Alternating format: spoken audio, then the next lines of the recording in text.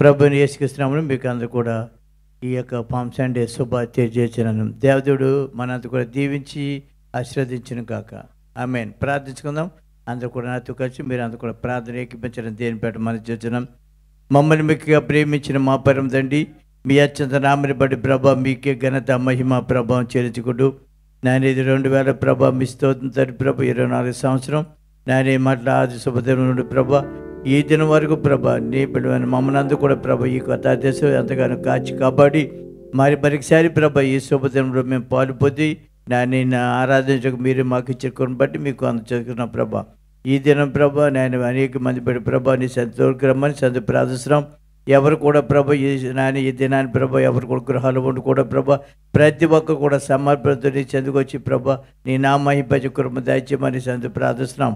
వారి బిడ్డ తోడుకు రమ్మని సంత ప్రార్థిస్తున్నాం ప్రభా. హరికృష్ణ బిడ్డను బట్టి నడిపించిన నాయకుని బట్టి సంత ప్రార్థిస్తున్నాం. బిడ్డ పాట పాడుచుండగా మేమందరూ కూడా మాకు ఇచ్చిన హస్తాలు మాకు ఇచ్చిన వారితో కలిపి పాట పాడి నీ నామను మహింపచ్చే కృప దయచేయమని సంత ప్రార్థిస్తున్నాం. ఆరాధించునుక ప్రభా ఈ సందు కానీ బయట పరిసర ప్రాంతం కానీ ఏ దుష్టులు కార్యం చేయకున్నట్టు దురాత్మ అంధకార శక్తి నదులైన యేసుక్రీస్తునామములో లయమగును కాక. దేవా మీరు మాతో ఉండండి, ఆత్మకార్యం జరిగించి నీ నామం హెచ్చించుకొని తద్వారా ప్రభా మమ్మల్ని కూడా దీవెనాశ తిరిగి పంపించమని సంత ప్రార్థిస్తూ సమస్త ఘనత మహిమ ప్రభావం చెల్లించుకుంటూ నజరైన యేసుక్రీస్తునామములో ప్రార్థించి ఈ యొక్క ఆరాధన మీకు సమర్పించున్న మా పరమ తండ్రి. ఆమేన్. హల్లెలూయా. రెండు చేతులపైకి దేవుని స్తోత్రం చేతుకుదాం. దేవుని స్తోత్రం. దేవుని నామమునకు మహిమ కలుగును గాక. కూడి ఉన్న వారందరికీ ప్రభు పేరట వందనాలు తెలియజేస్తూ అందరికీ పామ్ సండే శుభాలు తెలియజేస్తూ అందరికీ మరి మట్ల ఆదివారం శుభాలు తెలియజేస్తున్నాను. మీరు కూడా ఒకరికొకరు చెప్పుకున్నారండి? ఇక్కడ చూడలేదు, వేరే దగ్గర చూస్తున్నారు. అందరు చెప్పుకున్నారా? అందరూ చెప్పుకోండి. మట్ల ఆదివారం శుభాలని అందరూ తెలియజేసుకుందాం. అందరూ సంతోషంతో మరి ప్రభుని స్తుతిందాం. యెరూషలేములో మరి దేవుడు ప్రవేశించినప్పుడు వారు హోసన్న గానాలతో ప్రభుని ఏ విధంగా మహింపరిచారు. మనం అందరం కలిసి దేవుని స్తుతిందాం. రాజాది రాజా రాజులకు రాజువైరా రాజయేసు రాజ్యమేలరా రవి కోటి తేజయేసురా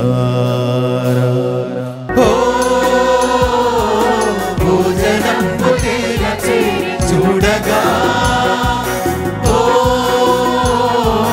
నీ జనము స్వాగతము నీయగా నీ రాజ్య స్థాపనము చేయా నీ రాజుల కోరిపోవా భూమి ఆకాశము మారిపోవా నీ మహాప్రభావమున వేగా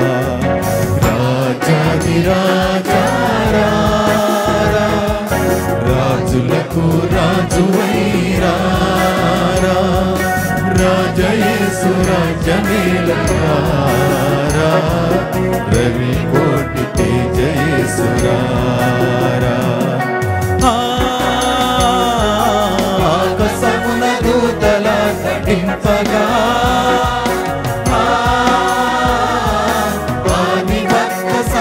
సమేతంబుగా ఆకాశమున దూతల నటింపగా ఆదిభక్త సంఘ సమేతంబుగా ఆకాశంబు మధ్య వీధిలోన ఏకమై మహాసభ చేయా యేసునాథు నీదు మహిమలోనా మాకది మహానందమోగా రాజాది రాజా రాజులకు రాజువైరా రాజయేసు రాజ్యమేలరా రవి కోటి తేజయేసురా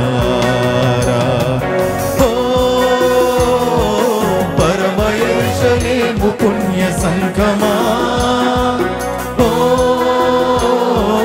గొర్రె పిల్ల క్రీస్తు పుణ్య సంఘమా యెరూషలేము పుణ్య సంఘమా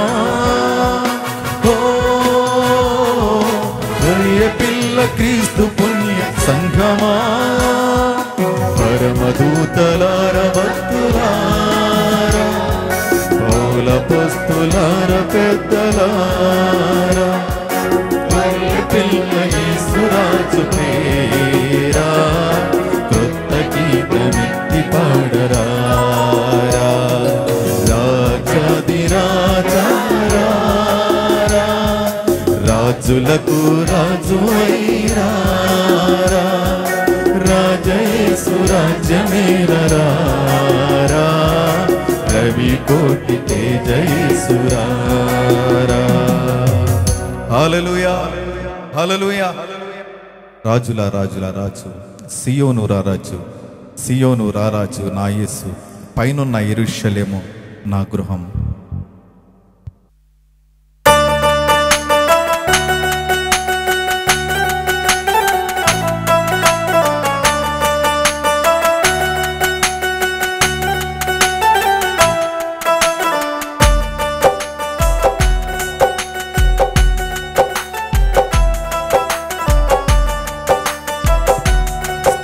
అందరు చెప్పకూడదు.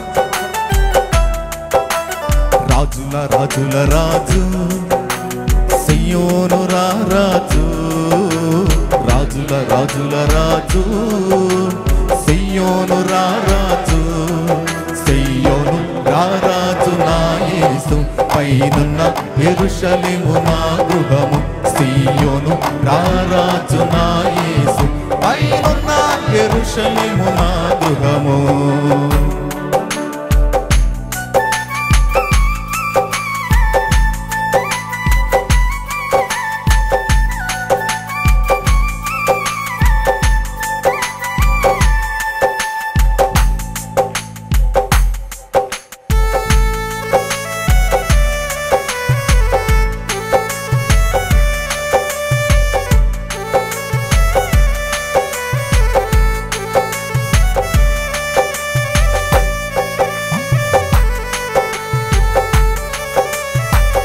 అందరు చప్పలు కొడుతూ దేవుని స్తుతిద్దాం.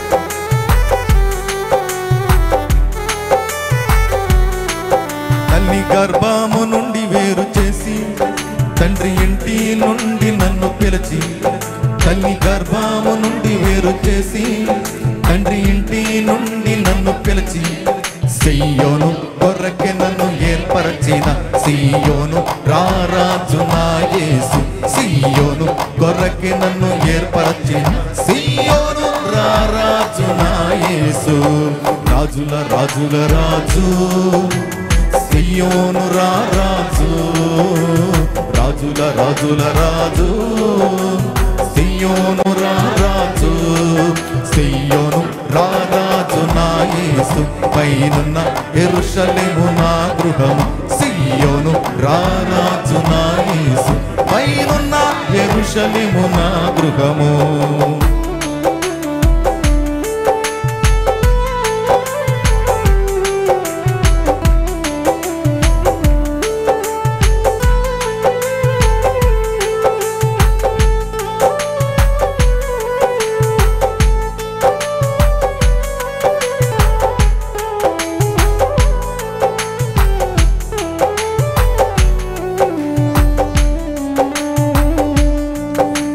నిషేధించబడిన రాయి, సియోనులో మూల రాయి, నిషేధించబడిన రాయి, సియోనులో మూల రాయి, ఎన్నిక లేని నన్ను ఎన్నుకొనిన, సియోను రారాజు నా యేసు, ఎన్నిక లేని నన్ను ఎన్నుకొనిన, సియోను రారాజు నా యేసు, రాజుల రాజుల రాజు, సియోను రారాజు.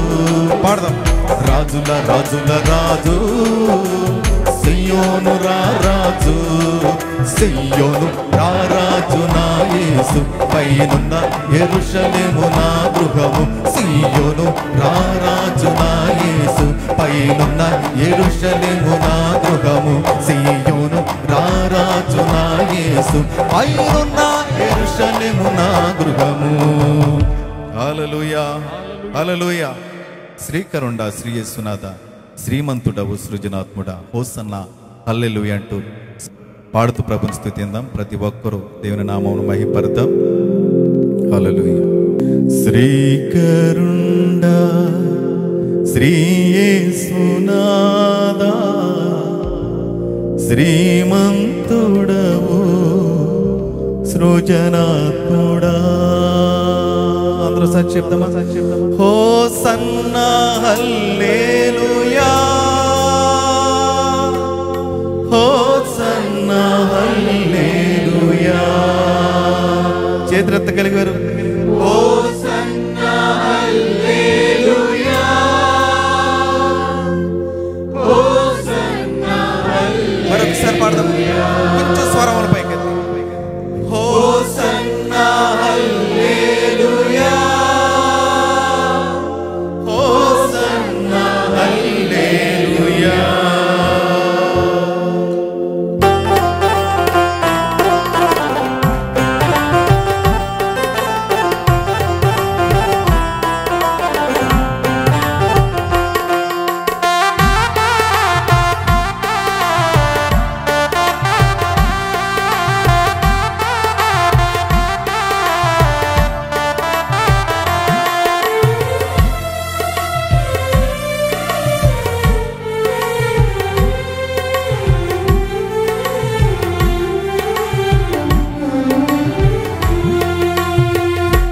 శ్రీకరుండ శ్రీ యేసునాదా శ్రీమంతుడవు సృజనాత్ముడా.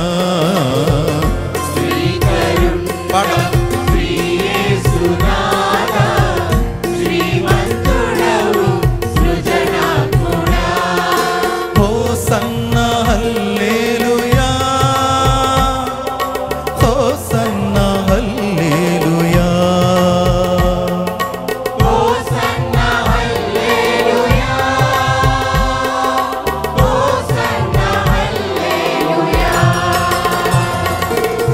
శ్రీకరుండ శ్రీ యేసునాదా శ్రీమంతుడవు సృజనాత్ముడా. శ్రీకరుండ శ్రీ యేసునాదా శ్రీమంతుడవు సృజనాత్ముడా.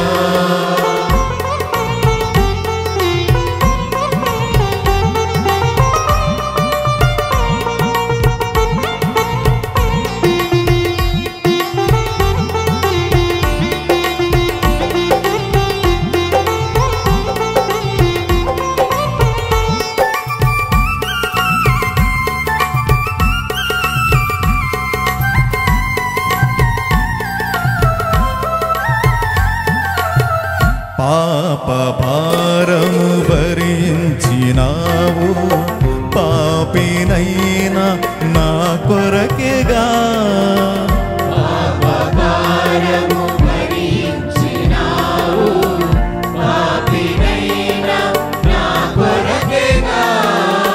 పవిత్రతతోని పాద సన్నిధిలో పరవశింతును పరమ ప్రభు.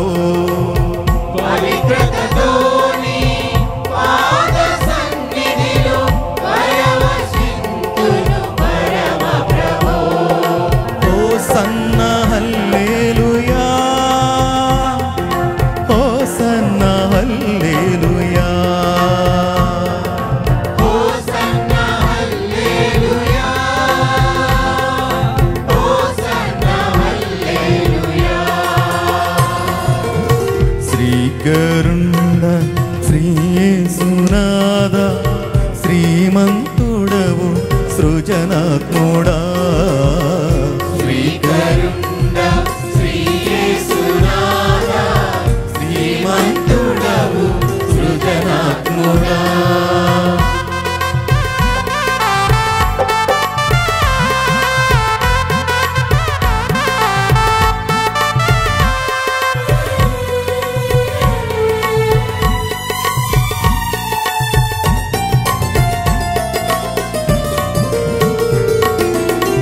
మరణపు ముల్లును విరచి నీవు మృత్యుంజయునిగా మరి లేచినావు. మరణపు ముల్లును విరచి నీవు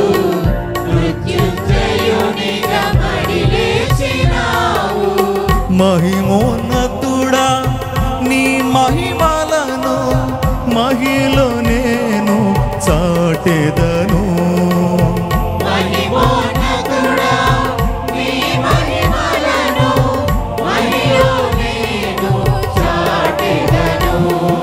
హోసన్నా హల్లెలూయా, హోసన్నా హల్లెలూయా, హోసన్నా హల్లెలూయా, హోసన్నా హల్లెలూయా. శ్రీకరుండ శ్రీ యేసునాథ శ్రీమంతుడవు సృజనాత్ముడా. శ్రీకరుండ శ్రీ యేసునాథ శ్రీమంతుడవు సృజనాత్ముడా.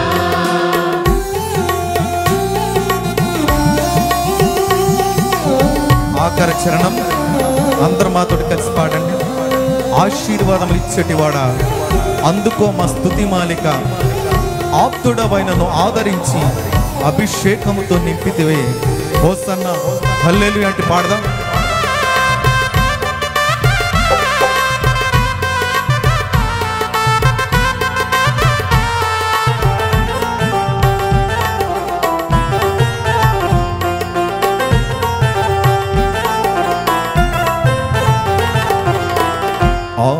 ఆశీర్వాదములు ఇచ్చడివాడా అందుకోమ స్తుతి మాలిక. ఆశీర్వాదములు ఇచ్చెడివాడా అందుకో మా స్తుతి మాలిక. ఆప్తుడవైనాను ఆదరించి అభిషేకముతో నింపితివే. ఆప్తుడవైనను ఆదరించి అభిషేకముతో నింపితివే. హోసన్నా హల్లెలూయా, హోసన్నా హల్లెలూయా, హోసన్నా హల్లెలూయా, హోసన్నా హల్లెలూయా.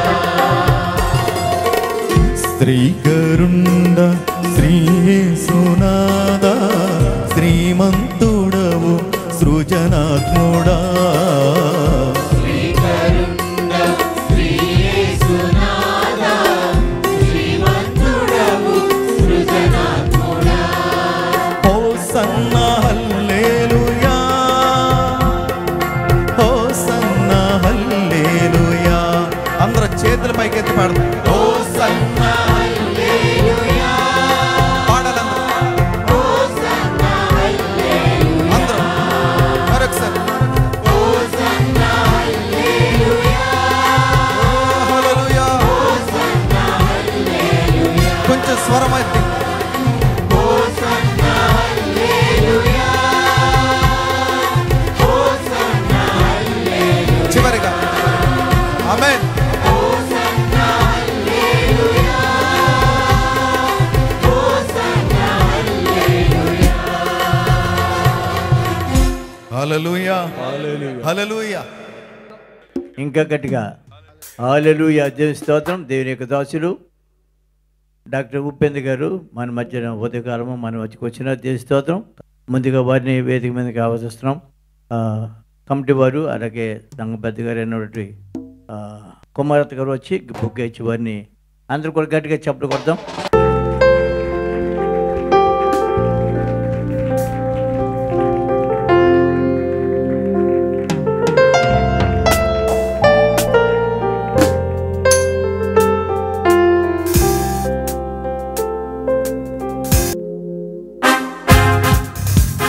చప్పట్లు కొడదాం.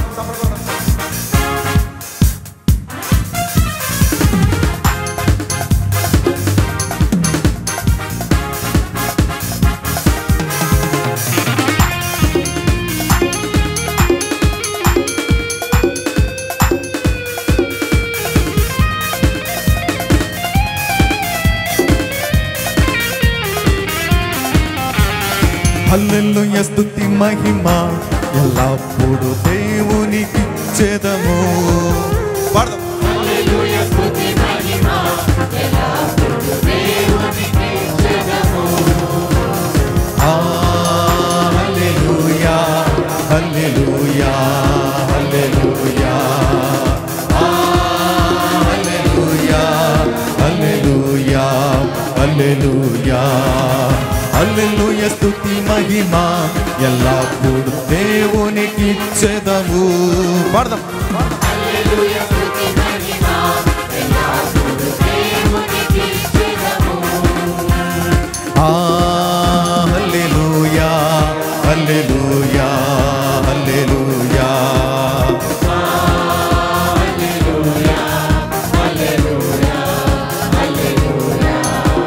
స్తోత్రం చెల్లింతుము స్తుతి స్తోత్రం చెల్లింతుము. పాడదాం. స్తోత్రం చెల్లింతుము స్తుతి స్తోత్రం చెల్లింతుము.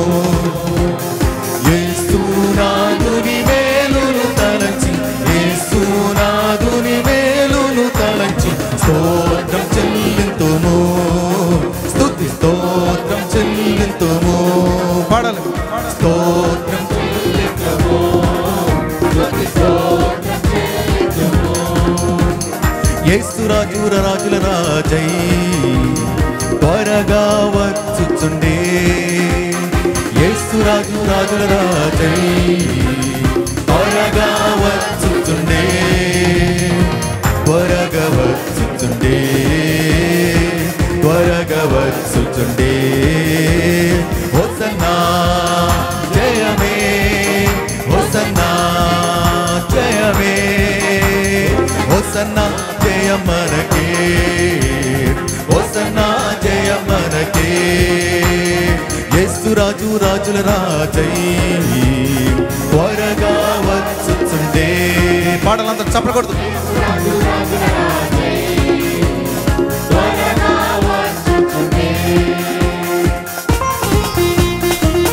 యోర్దాను ఎదురైన ఎర్ర సంద్రము పొంగి పొర్లిన భయము లేదు జయము మనదే. విజయ గీతం పాడదాం.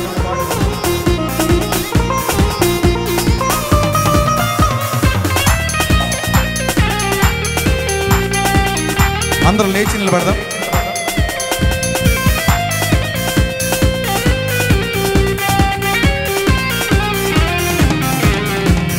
యోర్దాను ఎదురైనా ఎర్ర సంద్రము పొంగి పొర్లినా. గట్టిగా భయము లేదు జయము మనదే భయము లేదు జయము మనదే.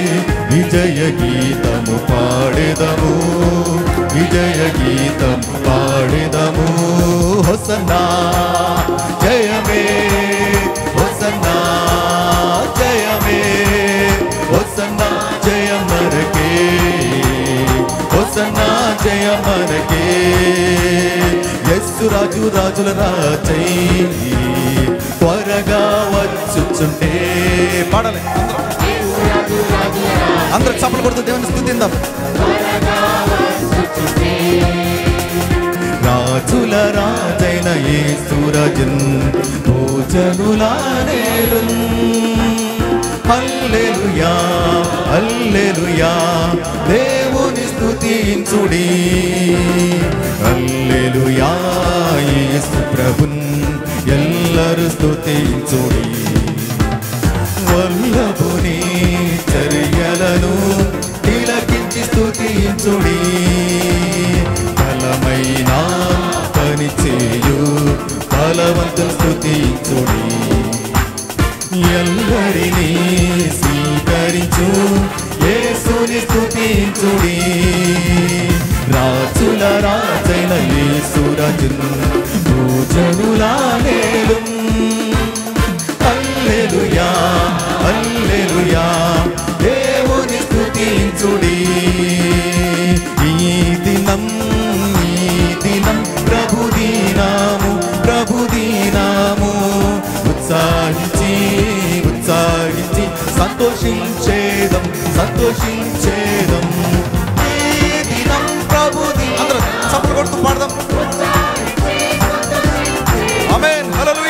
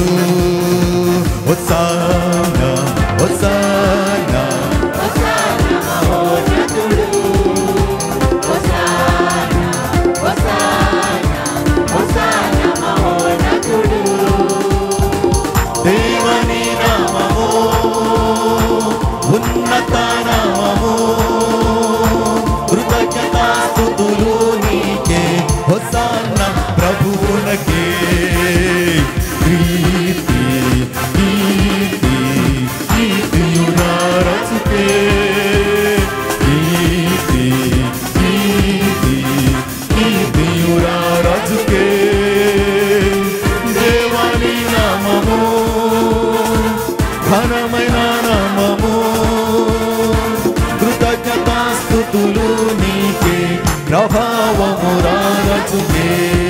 ఆయన్ని రాజుల రాజు, ఆయన్ని ప్రభువుల ప్రభువు. ఆయన నామం యేసు యేసు యేసు యేసు. ఓ రాజుల రాజు, ఆయన్ని రాజుల రాజు, ఆయన్ని ప్రభువుల ప్రభువు. ఆయన నామం యేసు యేసు యేసు యేసు. ఓ రాజుల రాజు, రాజులకు రాజు, ప్రభులకు ప్రభుడైన మన యేసయ్యకు చప్పట్లు కొడుతూ అంత దేవుని నామమున మహిమపడతాం. హల్లెలూయా హల్లెలూయా. అలాగే రెండు చేతులు పైకెత్తి కళ్ళు మూసుకున్న రెండుకి దేవునికి స్తోత్రాలు చెల్లిద్దాం. ప్రభువా నీకు స్తోత్రాలు ప్రభువా, నాయనా నీకు స్తోత్రాలు ప్రభువా. ప్రభు పేరట వచ్చివాడు స్తుతించబడును కాక నాయన. నాయనా నీ నామమునికే మహిమ నాయన, నీ నామమునికే ఘనత. అందరు నోళ్ళు తెరిచి స్వరముల పైకెత్తి ఒకసారి దేవునికి స్తోత్రాలు చెల్లిద్దాం. ప్రతి ఒక్కరు దేవా ఈ మట్లా ద్వారా మేము చూడగలుగుతున్నామంటే నీ కృప, ఈ బ్రతికున్నామంటే అది నీ కృప, నీ దయ. హోసన్న హోసన్న అని పాడిన వారే తండ్రి ప్రభా నిన్ను సిలువకు ఎక్కించారు ప్రభా. నాయన హోసన్న పాడేవారిగా ఉండటానికి కృప చూపండి తండ్రి ప్రభా. నీ గాయములు వేపి నాయన నీ గాయస్కరమైన జీవితంలో ఉండకుండానట్లు ప్రభా. అందరూ స్వరముల పైకైతే దేవునికి స్తోత్రాలు చెల్లిందా ప్రతి ఒక్కరు. యేసు मसीह तेरे जैसी तेरे चरणों में झुके आसमां और महिमा गाए ज़मीन. यीशु मसीह तेरे जैसा है कोई नहीं, तेरे चरणों में झुके आसमां और महिमा गाए ज़मीन. हम गाए हो सेना राजाओं का है राजा, तेरी महिमा होए सदा. तू है प्रभु हमारा खुदा. हम गाए सेना राजाओं का है राजा, तेरी महिमा होए सदा. तू है प्रभु हमारा खुदा. पाड़ेदा हो सन्ना నీవే రాజులకు రాజువు. నీకే మహిమ ఎల్లప్పుడూ. నీకే ప్రభు నారాధనా. పాడేదా హో సన్నా నీవే రాజులకు రాజువు. నీకే మహిమ ఎల్లప్పుడూ. నీకే ప్రభు నారాధనా. నా ప్రియ తండ్రి నీ ప్రేమ ఎంతో ఉన్నతం. పాప విముక్తి చేయుటకై నీ ప్రియ సుతుని అర్పించితివి. నా ప్రియ తండ్రి నీ ప్రేమ ఎంతో ఉన్నతం. పాప విముక్తి చేయుటకై నీ ప్రియసుతుని పంపించితివి. పాడేదా హో సన్న చేతుల పైకెత్తి నీవే రాజులకు రారాజువు, నీకే మహిమ ఎల్లప్పుడూ, నీవే ప్రభు నారాధన. అందరూ స్వరమెత్తి మరొకసారి పాడేదా హో సన్నా, నీవే రాజులకు రారాజు, నీకే మహిమ ఎల్లప్పుడూ, నీకే ప్రభు నారాధన.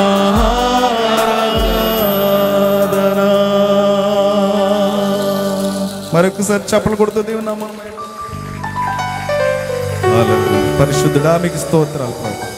మరొకసారి నీ సన్నిధిలో ఏ విధంగా ప్రభా మట్టల ఆదివారం చూడగలిగి నిన్ను స్తుతించే కృపను మాకు ఇచ్చావు. ఎంతపుల్యం ధన్యత మాకు ఇచ్చినందుకు మీకు స్తోత్రాలు స్తుతులు చెల్లించుకుంటూ ఈ ఆరాధన అంతా నీకు మహిమకరంగా వచ్చిన వారందరికీ దీవెనకరంగా జరిగించండి. మీకు మాత్రమే మహిమ ఘనత ప్రభావం చెల్లించుకుంటూ యేసు పరిశుద్ధ నామమున అడిగి ప్రార్థించి వేడుకొంచున్నాం తండ్రి. ఆమేన్. హల్లెలూయా. అంతకు కూర్చుందాం. ఇంతవరకు పాట ద్వారా దేవుని నామం మహిమపరచబడినది. సమస్త ఘనత మహిమ మన యేసుకే చెల్లును గాక. ఆమేన్. ఆమేన్. హల్లెలూయా. హల్లెలూయా. దేవుని స్తోత్రం. అంతా కూడా బైబిల్ తెరవండి. మార్కు సువార్త 11వ అధ్యాయము 1 నుండి 11 వచనాలు ఎంసీ కమిటీ నల్లి ప్రసాద్ గారు వచ్చి చదివి వినిపిస్తారు. కూర్చుని ఉండండి, బైబిల్ చూడండి. మార్కు సువార్త 1వ అధ్యాయము 11వ అధ్యాయము 1 నుంచి 11 వచనాలు.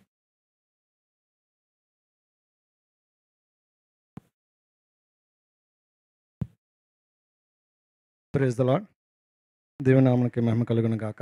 ఇప్పుడు వచ్చిన మీ అందరికీ ఈ వేదిక పైన ఉన్నటువంటి మన మధ్యకి వచ్చినటువంటి దైవజనులు ఉపేంద్ర గారికి పామ్ సండే శుభావం తెలియజేస్తున్నాను. ఇది మనకి ఏర్పాటు చేయబడిన మార్కు 11వ అధ్యాయం 1 నుండి 11 వచనాలు. వారు యెరూషలేమును సమీపించి ఒలీవల కొండ దగ్గరున్న బేతనియ అను గ్రామమునకు వచ్చినప్పుడు ఆయన తన శిష్యులు 2 చూచి, మీ యొద్దనున్న గ్రామమునకు వెళ్ళుడి, అందులో మీరు ప్రవేశించగానే కట్టబడి ఉన్న యొక్క గాడిద పిల్ల కనబడును, దాని మీద ఏ మనుషుడునో ఎప్పుడునూ కూర్చుండలేదు, దానిని విప్పి తోలుకొని రండి. ఎవడైనాను మీకెందుకు ఇలాగూ చేయుచున్నారని మిమ్మల్ని అడిగిన యెడల అది ప్రభువునకు కావలసి ఉన్నదని చెప్పుడి. తక్షణమే అతడు దానిని ఇక్కడికి తోలి పంపనని చెప్పి వారిని పంపెను. వారు వెళ్ళగా వీధిలో ఇంటి బయట తలవాకిట కట్టబడి ఉన్న గాడిద పిల్ల ఒకటి వారికి కనబడిను. దానిని విప్పుచుండగా అక్కడ నిలుచున్న వారిలో కొందరు, మీరేమీ చేయుచున్నారు, గాడిద పిల్లను ఎందుకు విప్పుచున్నారు అని వారిని అడిగిరి. అందుకు శిష్యులు యేసు ఆజ్ఞాపించినట్టు వారితో చెప్పగా వారు పోనిచ్చిరి. వారు ఆ గాడిద పిల్లను యేసునద్దకు తోలుకొని వచ్చి తమ బట్టలు దానిపై వేయగా ఆయన దాని మీద కూర్చుండి ఉండెను. అనేకులు తమ బట్టలు దారి పొడుగున పరిచిరి, కొందరు తాము పొలములలో నరికిన కొమ్మలను పరిచిరి. మరియు ముందు వెళ్ళిచుండిన వారును వెనుక వచ్చుచుండిన వారును జయము, ప్రభు పేరట వచ్చేవాడు స్తుతింపబడును గాక, వచ్చుచున్న మన తండ్రి అయిన దేవుని దావీదు రాజ్యము స్తుతింపబడును గాక, సర్వోన్నతమైన స్థలంలో జయము అని కేకలు వేయుచుండిరి. ఆయన యెరూషలేమునకు వచ్చి దేవాలయంలో ప్రవేశించి చుట్టూ సమస్తమును చూసి సాయంకాలం అయినందున 12 మందితో కూడా బేతనియాకు వెళ్ళెను. ఆమేన్. చదువుబడి భాగం బడి దేవి స్తోత్రం చేయించుకుందాం. దేవుని యొక్క దాసులు అనేక దినాల నుంచి మనందరూ కూడా ప్రార్థన చేస్తున్న రీతిగా మరి డాక్టర్ ఉపేంద్ర గారు ఇండియా నుంచి మనకి రావటం మొదటిసారి, ఈ కథాదేశం రావటం 4వసారి, కానీ మన సంఘాన్ని దర్శించడం అనేది మొదటిసారి కనుక వారికి ప్రత్యేకమైన సమయిస్తున్నాం. ఈ వారి దినాలు కూడా వారి ప్రత్యేకమైన మరి ఈ రీతిలో మనకి వాక్యం బోధిస్తారు కనుక మీరంతా కూడా ప్రార్థన పూర్వక రావాలని దేని పేట మంచు అంతకు తెలియపరచండి. ప్రార్థన పరిస్థితి రావాలని దేని పేట మంచవచ్చు. వారికి సమయం వాయిస్తున్నారు. వారు వచ్చినాక మనంతా కూడా ఘనంగా చప్పులు కొట్టి వారిని గౌరవిద్దాం.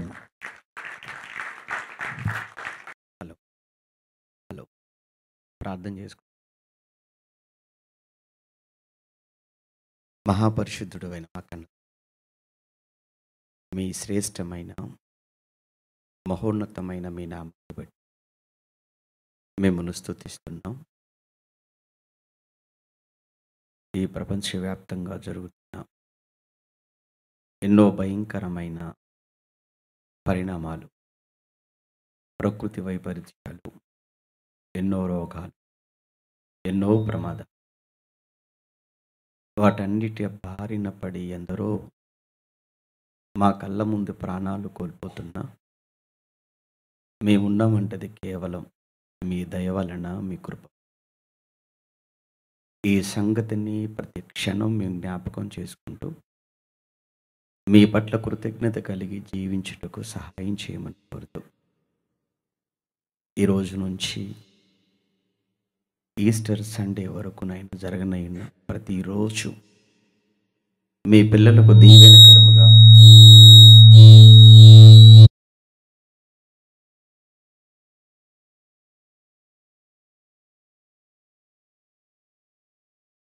వాక్యాన్ని వింటున్న మీ పిల్లలను ప్రత్యేకంగా మీరు జ్ఞాపకం చేసుకొని వారి ఆత్మీయ జీవితాలకు అవసరమైన సంగతులను వారికి క్రీస్తున్నామని ప్రార్థన మీకు సమర్పిస్తున్నాము తండ్రి.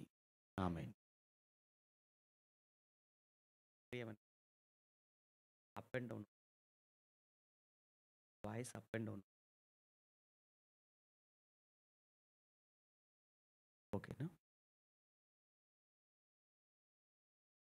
తెలుగు క్రైస్తవ సహవాసం TCF సంఘాన్ని పెద్దలు, సంఘ కాపరి గారు, డాక్టర్ బిషప్ పోగూరి పుల్లపయ్య గారు, అలానే సహకాపరి సుదర్శన్, MC కమిటీ సెక్రటరీ, ట్రెజరరీ, అలానే మిగిలిన సభ్యులైన వారందరి ప్రేమపూర్వక ఆహ్వానం మేరకు మీ మధ్యకు రావటానికి, మీ ముందు నిల్చొని దేవుని జ్ఞానాన్ని పంచుకోవటానికి దేవుడిచ్చిన ఈ భాగ్యాన్ని బట్టి మొట్టమొదటగా తండ్రి అయిన దేవునికి క్రీస్తు ద్వారా కృతజ్ఞతలు చెల్లించుకుంటూ ఈ అవకాశాన్ని కల్పించిన సంఘమంతటికి నా ప్రత్యేకమైన కృతజ్ఞతలు తెలియజేసుకుంటున్నాను. ప్రియులారా, ఈరోజు మొదలు పునరుత్థానపు ఆదివారం వరకు ప్రతిరోజు కొన్ని ప్రత్యేకమైనటువంటి సంగతులు బైబిల్ గ్రంథంలో నుంచి మీకు తెలియచేయాలి అని ఆశతో ఉంటున్నాను. ఇప్పటి వరకు మీరు ఎప్పుడు వినని ఎన్నో ఆత్మీయమైన సత్యాలు బైబిల్ గ్రంథంలో నుంచి మీకు అందించాలన్న తపన, మరి ముఖ్యముగా ఈ లెంట్ సీజన్లో చివరి వారానికి ఉన్న ప్రాముఖ్యత ఏంటో మీకు తెలుసు. భస్మ బుధవారంతో ప్రారంభమైనటువంటి లెంట్ డేస్ ఈ చివరి వారానికి చేరుకోవటం, ఈ చివరి వారంలో ఈ మొదటి రోజుకున్న ప్రాముఖ్యత, చివరి వారంలో మొదటి రోజుకున్న ప్రాముఖ్యతే పామ్ సండే అంటున్నాం ఇంగ్లీష్లో, తెలుగులో మట్టల ఆదివారము అన్నారు. పామ్ సండే అని కానీ మట్టల ఆదివారం అని కానీ ఈ పేరు రావడానికి కారణం ఏమిటి? దీని గురించి క్రైస్తవ సమాజంలో కొన్ని భిన్న అభిప్రాయాలు, ముఖ్యంగా ఏంటంటే కొంతమంది, అందరూ కాదు కానీ కొంతమంది జరుగుతున్నటువంటి కార్యక్రమాలను విమర్శించేవారు లేకపోలేదు. ప్రతిదానిని భూతద్దంలో పెట్టి చూసి ఎప్పుడు విమర్శించడమే పనిగా పెట్టుకున్నవారు. అలాంటి వారి గురించి ప్రత్యేకంగా మాట్లాడుకోవాల్సిన పని లేదు అనుకుంటున్నాను.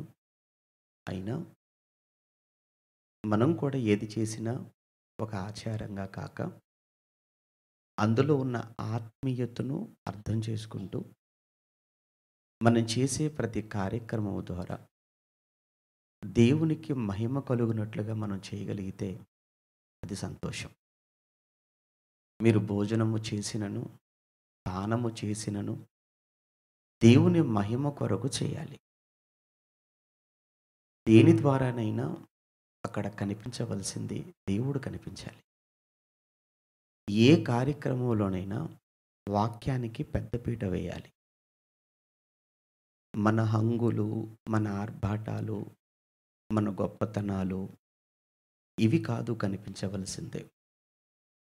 అలానే మనకున్న టాలెంట్ కాదు, కానీ దేవుని వాక్యానికి అక్కడ ఎంత ప్రాధాన్యత మనం ఇవ్వగలిగాము, విత్తబడిన వాక్యం ఎంతమందిని ఆలోచింపచేసింది, ఎన్ని హృదయాలను కదిలించింది, ఇవి ప్రధానమైనటువంటి విషయాలుగా ప్రతి కార్యక్రమంలో కూడా ఉన్నప్పుడు ఆ కార్యక్రమం దేవుణ్ణి ఎంతగానో సంతోషపెట్టే కార్యక్రమం.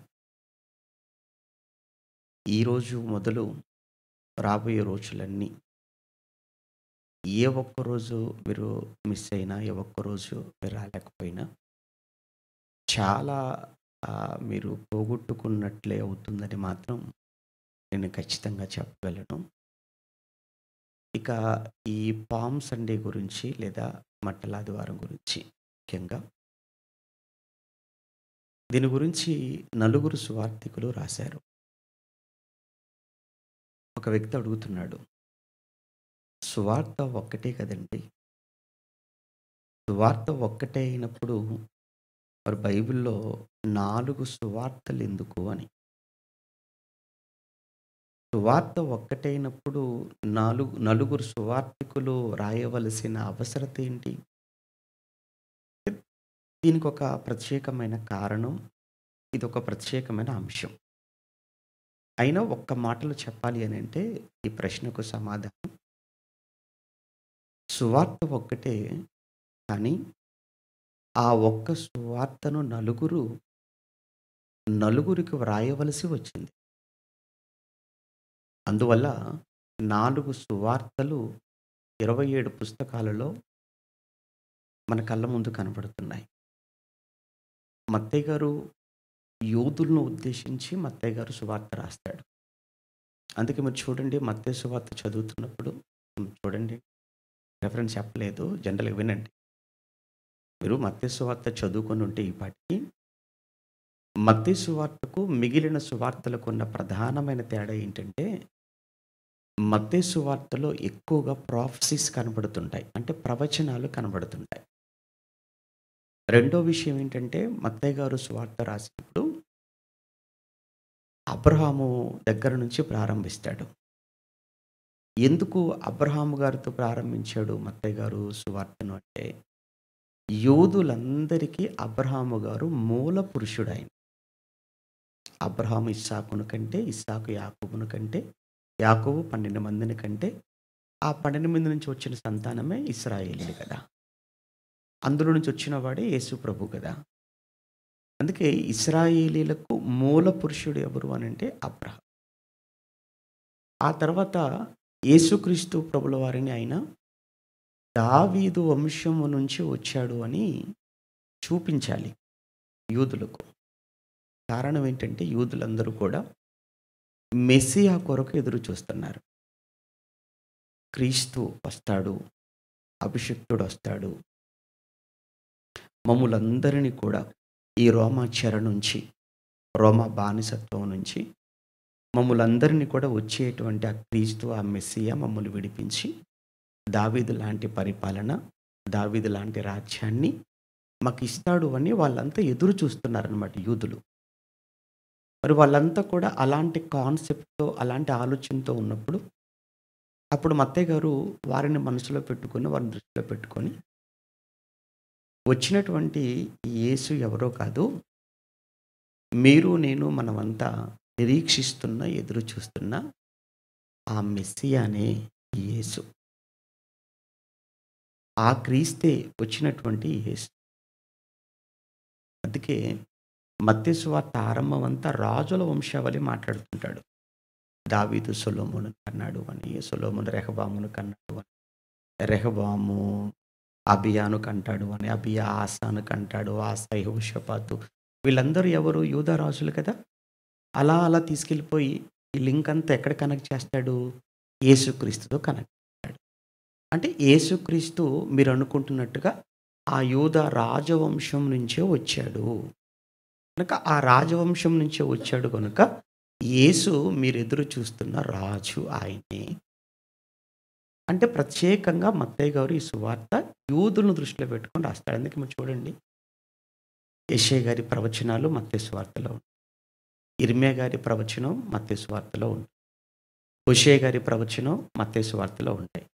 ఈ ప్రవచనాలన్నీ కూడా ఎవరికి తెలుసు అంటే యూదులకు మాత్రమే తెలుసు. అందుకు మత్తయి యూదులను దృష్టిలో పెట్టుకొని ఆయన రాజుగా చూపించటం, యేసును రాజుగా చూపించటం అనేది ఆయన ఉద్దేశం. అలానే మార్కు గారు వచ్చేసి రోమన్స్ను దృష్టిలో పెట్టుకొని రాస్తాడు. అలానే లూకా గారేమో అన్యులకు థెయోఫిలా అని మాట్లాడతాడు, అందుకు అన్యులను ఉద్దేశించి ఆయన రాస్తాడు. అలానే యోహాను గారు యోహాను సువార్త రాసినప్పుడు అన్యజనులను అలానే అప్పటికి క్రైస్తవులైనటువంటి వారిని ఇరువురిని ఉద్దేశించి యోహాను గారు సువార్త రాశాడు. సువార్త ఒక్కటే, కానీ ఆ ఒక్కటే సువార్త నలుగురి చేత నలుగురిని దృష్టిలో పెట్టుకుని వ్రాయబడింది. ఇది మనకు తెలిసినప్పుడు ఏమవుతుందంటే, మనం సువార్తలు చదువుతున్నప్పుడు మనం అర్థం చేసుకోవడానికి, మనం గ్రహించటానికి చాలా సులువు అవుతుందన్నమాట. అది మనకు తెలియకుండా చదువుకుంటూ వెళ్ళిపోతే అంత కన్ఫ్యూషన్గా ఉంటుంది, ఒక కలవరం ఉంటుంది. ఏదో చదువుకున్నామంటే చదువుకున్నాము అనే ఒక తృప్తి ఉంటుంది తప్ప అది మనకు అర్థం కాదు కదా. అందుకే దాన్ని వెనుకున్నటువంటి ఏమంటామంటే బ్యాక్గ్రౌండ్ అంటాం, దీన్ని నేపథ్యము అంటాం. అది ఖచ్చితంగా మనకు తెలియాలి. ఇక దీని గురించి మనం దేని గురించి పామ్ సండే గురించి మాట్లాడుతున్నప్పుడు, మట్టల ఆదివారాన్ని గురించి, యేసుక్రీస్తు జీవితంలో చివరి వారం చాలా ప్రాముఖ్యమైన వారం. ఆయన 33.5 సంవత్సరాలు బ్రతికాడు. 33.5 సంవత్సరాల కాలంలో 3.5 సంవత్సరాలు సేవ చేశాడు. ఆ 3.5 సంవత్సరాలలో చివరి అర్ధ సంవత్సరం, అందులో ముఖ్యంగా ఏంటంటే చివరి వారం, ఇది చాలా చాలా చాలా కీలకమైన చరిత్రను మలుపు తిప్పినటువంటి వారం. మళ్ళా చెప్తున్నాను, చరిత్రను మలుపు తిప్పిన వారం అది.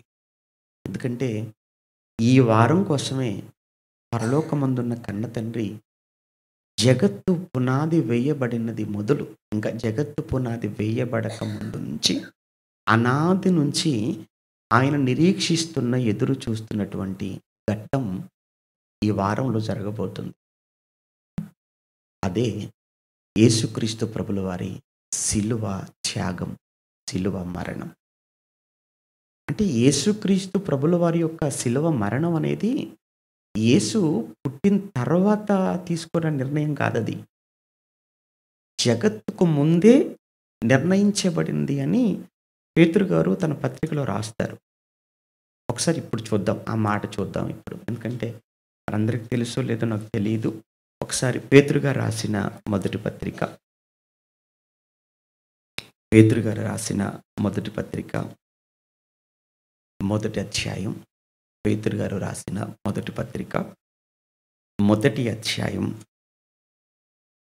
19-20 వచనాలను మనం చదువుతున్నప్పుడు, 19-20 వచనాలలో, అమూల్యమైన రక్తము చేత, అనగా నిర్దోషమును నిష్కలంకమునగు గొర్రెపిల్ల వంటి క్రీస్తు రక్తము చేత మీరు విమోచింపబడితారని మీరు ఎరుగుదురు కదా. 20వ వచనంలో ఆయన అనగా యేసుక్రీస్తు ప్రభుల వారి గురించి మాట్లాడుతున్నాడు పేతురు గారు. ఆయన అంటే ఎవరు ఇక్కడ? యేసు ప్రభు. ఆయన జగత్తు పునాది వేయబడక మునుపే, ఆ పదం చూడండి ఎంత బాగుందో, ఎప్పుడు నియమించబడ్డాడట ఆయన? జగత్తు పునాది వేయబడక మునుపే నియమించబడ్డాడు. దేని కొరకు నియమించబడ్డాడు? జగత్తు పునాది వేయబడక మునిపే నియమించబడ్డాడు. దేని కొరకు నియమించబడ్డాడు? బలి కొరకు నియమించబడ్డాడు. బలి కొరకు, శిలువ మరణము కొరకు జగత్తు పునాది వేయబడక మునిపే నియమించబడ్డాడు. అంటే శిలువ మరణము జగత్తుకు ముందు దేవుని సంకల్పంలో భాగం. ఇక మీకు ఈ జగత్తు అంటే ఒకవేళ అర్థం కాకపోతే, సృష్టి పుట్టక ముందు అన్న మాట కూడా చిన్నగా ఒకవేళ మీకు కనిపిస్తే, ఒకసారి ఈ సృష్టి పుట్టి, విశ్వం పుట్టి ఎంత కాలమైందని ఈ శాస్త్ర ప్రపంచాన్ని అడిగితే వారు చెప్పేటువంటి ఒక సమాధానం ఏంటంటే, సుమారు ఒక 1500 కోట్ల సంవత్సరాలండి అంటారు. మరి యేసుక్రీస్తు బలి కోసం దేవుడు నియమించింది ఎప్పుడట ఆయన్ని? జగత్తుకు ముందు అన్నాడు. అంటే సృష్టికి ముందు. దీన్ని ఇప్పుడు మనం లెక్కల్లో మాట్లాడుకున్నాం అనుకోండి, అంటే 1500 కోట్ల సంవత్సరాలకు ముందు యేసుక్రీస్తును ఈ భూమి మీదికి పంపి సిలువలో తన మరణము ద్వారా ఈ ప్రపంచానికి రక్షణను ప్రసాదించాలి అని దేవుడు తీసుకున్న ఒక నిర్ణయం. అంటే 100 కోట్ల సంవత్సరాల దేవుని ప్రణాళిక అమలు జరిగినటువంటి వారమే ఈ వారం. అందుకే దీన్ని హోలీ వీక్ అన్నాం, లేదా ప్యాషన్ వీక్ అని చెప్తున్నాం. ఈ హోలీ వీక్లో లేదా ఈ ప్యాషన్ వీక్లో మొదటి వారం అదే ఆదివారం. ఈ మొదటి వారంలో ఈ చివరి వారములో మొదటి వారమైన ఈ ఆదివారం ఏం జరిగింది, దీనికున్న ప్రాముఖ్యత, దీనికున్న ప్రాధాన్యత ఏంటి అని చదువుతున్నప్పుడు 4 సువార్తికులు దీని గురించి రాశారు. ఇంకొక అద్భుతమైన విషయం ఏంటంటే, ఆయన జీవితంలో చివరి వారపు సంఘటనల గురించి 4 సువార్తల్లో నుండి సుమారు 1/3 అంటే 3/4 దీని గురించి ఎక్కువగా మనకు కనబడుతుంది. మూడవ భాగం, 4 సువార్తలలో 3వ భాగం అంతా కూడా దేని గురించి చదువుకుంటాము అని అంటే, ఈ లాస్ట్ వీక్లో యేసుక్రీస్తు ప్రభుల వారి జీవితంలో జరిగినటువంటి సంఘటనలు. ఈ 4 సువార్తికులు మెజారిటీ దీని గురించే మాట్లాడతారు. యోహాను గారి దగ్గరకు వచ్చామనుకోండి, యోహాను సువార్తలో హాఫ్ ఆఫ్ ది పార్ట్, అందులో యోహాను సువార్తలో సగానికి పైగా అంతా కూడా యేసుక్రీస్తు చివరి వారపు సంఘటనల గురించే యోహాను గారు రాస్తారు. 12వ అధ్యాయం నుంచి మీరు చూడండి, చివరి వరకు అదే. ఇంకా మీరు యోహాను సువార్త చదువుతున్నప్పుడు 12వ అధ్యాయంలో ప్రారంభం అవుతుంది ఆయన యెరూషలేముకు రావటం. అక్కడి నుంచి లాస్ట్ యోహాను సువార్త మనకు 21వ అధ్యాయం వరకు కదా, కంప్లీట్గా అంతా కూడా యెరూషలేములో జరిగినటువంటి సంఘటనలు అందులో ఉన్నాయి. అంటే 21 అధ్యాయాలలో 12 నుంచి అంటే యువతల మనం 11 తీసేస్తే అవతల ఆల్మోస్ట్ ఒక 10 అధ్యాయాలు. అంటే majority half of the part అంతా కూడా ఈ లాస్ట్ వీక్ జరిగిన సంఘటనలే రాశాడు యోహాను గారు. దీన్ని బట్టి మనకి ఏం అర్థం కావాలంటే, ఈ వారానికి సువార్తికులు ఇచ్చిన ఇంపార్టెన్స్ ఏంటనేది మీకు చెప్పడం కోసం నేను చెప్తున్నాను ఇదంతా కూడా. అంటే 4 సువార్తికులు యేసు జీవితంలో ఆ చివరి వారంలో జరిగిన సంఘటనలను ఎందుకు అంత ఎక్కువగా ప్రాధాన్యతనిచ్చి ఎందుకు వాటి గురించి రాశారు? ఈ వారపులో జరగనయ్యున్నటువంటి దేవుని యొక్క అనాది సంకల్పం, అది ఆయన శిలువ మరణం. అందుకే ఆయన యేసు ఈ లోకానికి వచ్చాడు. దీని గురించే తండ్రి కొన్ని 100 కోట్ల సంవత్సరాలుగా నిరీక్షిస్తున్నాడు. అందుకే ఇది చాలా ప్రాముఖ్యమైంది. అది ప్రపంచ గతిని మార్చింది. ప్రపంచ గతిని మార్చడమే కాదు, నిన్ను నన్ను మార్చింది కూడా ఈ వారమే. ఈ వారంలో యేసు సిలువనెక్కకపోతే, ఈ వారంలో యేసు సిలువలో మరణించకపోతే రక్షణ లేదు. రక్షణ లేకపోతే నేనెక్కడా, నువ్వెక్కడా, అసలు ప్రపంచ క్రైస్తవ్యం ఎక్కడా? అందుకే ఈ వారం చాలా ప్రాముఖ్యమైంది. ఎట్టి పరిస్థితుల్లో ఈ వారంలో ఏ ఒక్క రోజు కూడా మీరు మిస్ అవ్వరని అనుకుంటున్నాను, దీని విలువ తెలిస్తే. ఈ వారపు ప్రాముఖ్యత మీకు అర్థమైతే ఏ ఒక్క రోజు కూడా మీరు పోగొట్టుకోరు. ఖచ్చితంగా ప్రతిరోజు ఆ వారాన్ని మనం జ్ఞాపకం చేసుకుంటూ, ఆ రోజు ఏం జరిగిందో, ఫస్ట్ సెంచరీలో ఏం జరిగిందో అన్న విషయాలన్నీ ఇప్పుడు మనం తెలుసుకోబోతున్నాం. రైట్. ఆ వారంలో మొదటి వారం ఆదివారం. దీని గురించి నలుగురు సువార్తికులు రాశారు. మత్తయి రాశాడు, మార్కు రాశాడు, లూకా రాశాడు, యోహాను గారు కూడా రాశారు. ఎక్కడెక్కడ రాశారు, ఏమి రాశారు, అందులో ఉన్నటువంటి చిన్న చిన్ని చేంజెస్ ఏంటి, ఆ తర్వాత దాని నుంచి మనం ఏమి నేర్చుకోవాలి అన్న విషయంతో మనం ముగించుకునే ప్రయత్నం చేద్దాం. ముందు ఎక్కడెక్కడ దీని గురించి రాయబడ్డాయో ముందు ఆ references just for your information అనమాట. మీ కేవలం ఏంటంటే మీకు సమాచారం కొరకు ముందుగా చూద్దాం. మొట్టమొదట మత్తయి గారు దీని గురించి మాట్లాడుతూ మత్తయి సువార్తలో 21వ అధ్యాయం, మత్తయి సువార్త 21వ అధ్యాయం మొదటి 11 వచనాలలో, మత్తయి సువార్త 21వ అధ్యాయం మొదటి 11 వచనాలు ఈ సంఘటన గురించి మాట్లాడతాడు. ఇది ఈ పామ్ సండే గురించి. మత్తయి 21 మొదటి 11. నెక్స్ట్ మార్కు గారు కూడా దీని గురించి రాస్తూ తన సువార్తలో, మార్కు సువార్త 11వ అధ్యాయం, అక్కడ కూడా మొదటి 11 వచనాలు సేమ్. మార్కు గారు కూడా తన సువార్త 11వ అధ్యాయంలో మొదటి 11 వచనాలలో ఇదే సందర్భాన్ని మరలా రాస్తాడు.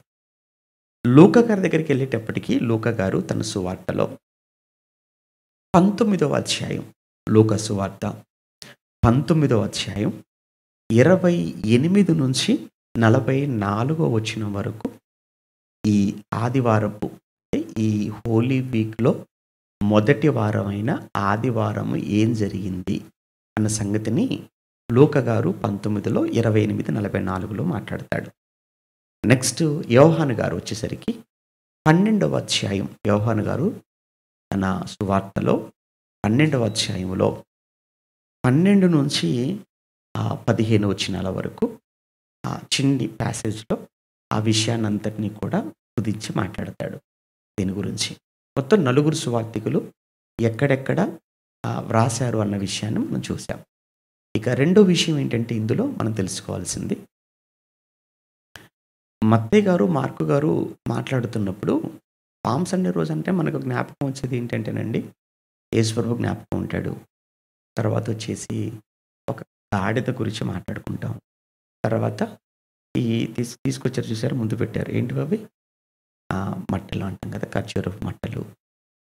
తర్వాత ప్రజలు ముందు వెనకాల నిలబడి నడుచుకుంటూ జయము జయము అని కేకలు వేయటం అనేది కనబడుతుంది. కంప్లీట్గా ఇంతే కదా, యేసుప్రభు, గాడిద, మట్టలు, ప్రజలు, అంతా పామ్ సండే అంతే. పామ్ సండే రోజు జరిగింది ఏంటంటే ఇవి ప్రధానమైన విషయాలు.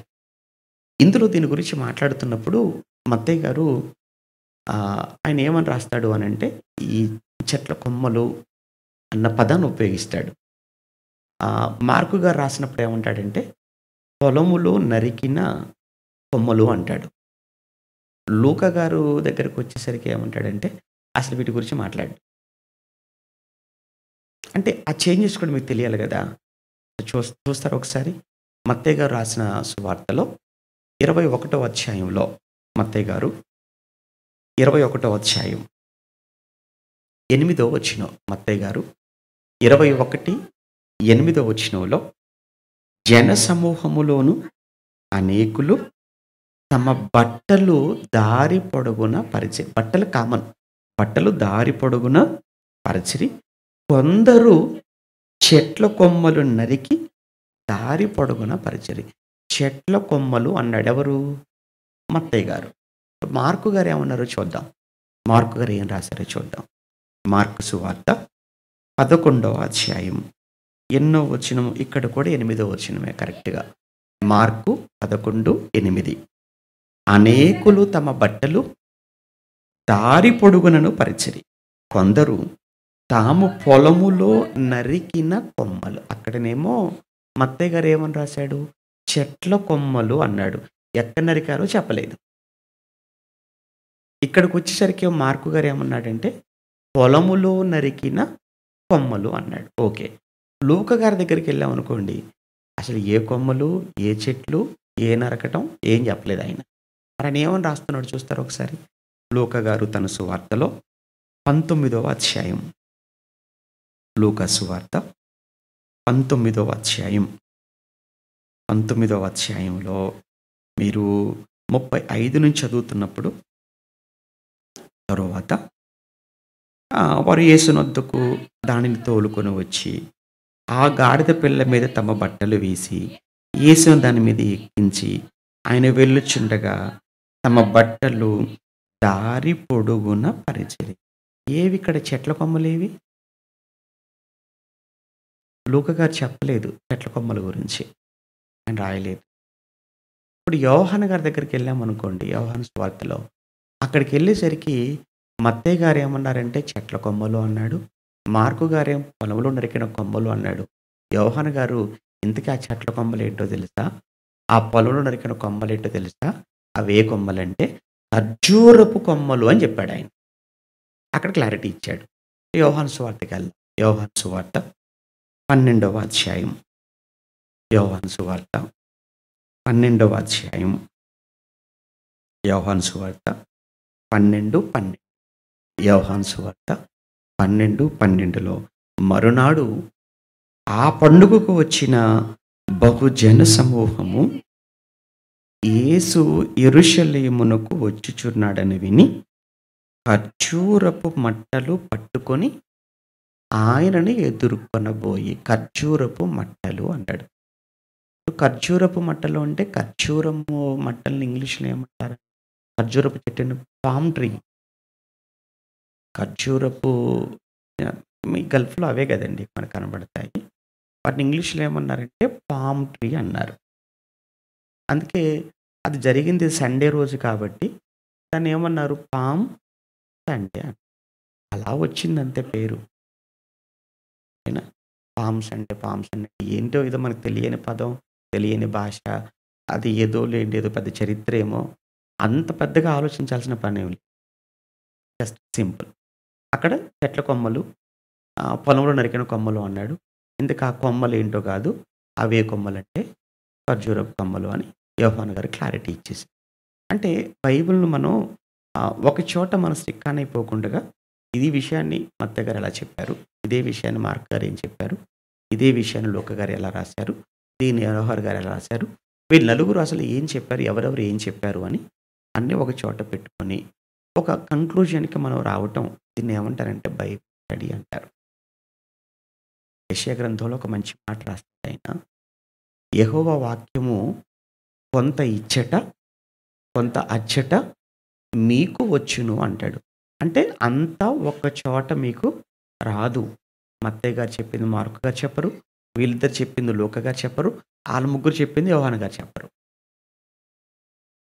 కనుక అప్పుడు అంతా కూడా వారు చెప్పిందంతా ఒక దగ్గర పెట్టుకున్నప్పుడు అప్పుడు క్లారిటీ వచ్చింది అనమాట మన విషయం మీద. కానీ కంగారు పడాల్సింది లేదు, ఇక్కడ అది ఉంది ఇక్కడ అది లేదని అనుకోవాల్సిన పని లేదు. ఎందుకంటే దేవుడే చెప్పాడు, అంతా ఒక చోట చెప్పలేదు, అంతా ఒకరి చేత రాయించలేదు. ఎందుకంటే చదువుతున్నటువంటి వాళ్ళు వేరే వాళ్ళు యూదులు, ఇక్కడ యూదులు ఉన్నారు, అన్యులు ఉన్నారు, రోమన్స్ ఉన్నారు, అన్యులు ప్లస్ క్రైస్తవులు ఉన్నారు. వాళ్ళని దృష్టిలో పెట్టుకుని రచయితలు రాశారు కాబట్టి వాళ్ళకి ఎలా చెబితే అర్థమవుతుందో అనేది పరిశుద్ధాత్మ దేవుడు ఆ రోజు వాళ్ళని ప్రేరేపించేలా రాయించారు. కాబట్టి ఇక్కడ ఇవి కాంట్రడిక్షన్స్ ఏమీ కావు. ఇంకొక విషయం కూడా చెప్తాను. ఈ చెట్ల కొమ్మలది అయిపోయింది కదా, నెక్స్ట్ మత్తయి సువార్త మనం చదువుతున్నప్పుడు గాడిద విషయంలో కూడా మీరు చూడండి, మత్తయి గారు గాడిద పిల్ల గురించి మాట్లాడతాడు. కానీ ముగ్గురు సువార్తికులు గాడిదను వదిలేశారు. మత్తయి గారు గాడిద గురించి చెప్తాడు, గాడిద పిల్ల గురించి చెప్తాడు. కానీ మిగతా సువార్తికులు గాడిదను వదిలేసి కేవలము గాడిద పిల్ల గురించే మాట్లాడతారు. ఒకసారి చూస్తారా? ఎప్పుడైనా చూసారా లేదా? ఒకసారి ఇప్పుడు చూద్దాం. సరే, అదే మత్తయి సువార్త 21వ అధ్యాయాన్ని మీరు చదువుతున్నప్పుడు, అదే మత్తయి సువార్త 21వ అధ్యాయంలో ఎన్నో వచనం? 2వ వచనం. మీ ఎదుటనున్న గ్రామమునకు మీరు వెళ్ళుడి, వెళ్ళగానే కట్టబడి ఉన్న కట్టబడి ఉన్న ఒక గాడిదయు దానితోనున్న ఒక గాడిద పిల్ల మీకు కనబడును. గాడిద కనబడుతుంది అన్నాడు, గాడిద పిల్ల కనబడుతుంది అన్నాడు. ఇది మత్తయ్య గారి వర్షన్. ఇది ఇప్పుడు మీరు మార్కు కానీ లూకా కానీ యోహాను గారు మీరు చదివారనుకోండి, అక్కడ ఏమన్నదో ఒకటి చదువుదామా? మార్కు ఒకటి చదువుకుందాం ఒకసారి. మార్కుకి వెళ్దాం. మార్కు సువార్త 11వ అధ్యాయం. మార్కు సువార్త 11వ అధ్యాయం 2వ వచనం. అక్కడ 4-5 వారు వెళ్ళగా వీధిలో ఇంటి బయట తలవాకిట కట్టబడి ఉన్న గాడిద పిల్ల ఒకటి వారికి కనబడెను అన్నాడు. గాడిద పిల్ల గురించి చెప్పాడు, గాడిద గురించి చెప్పలేదు. లూకా గారు కూడా గాడిద పిల్లే అన్నాడు, గాడిద గురించి మాట్లాడలేదు. యోహాను గారు కూడా గాడిద పిల్ల గురించి మాట్లాడాడు, గాడిద గురించి మాట్లాడలేదు.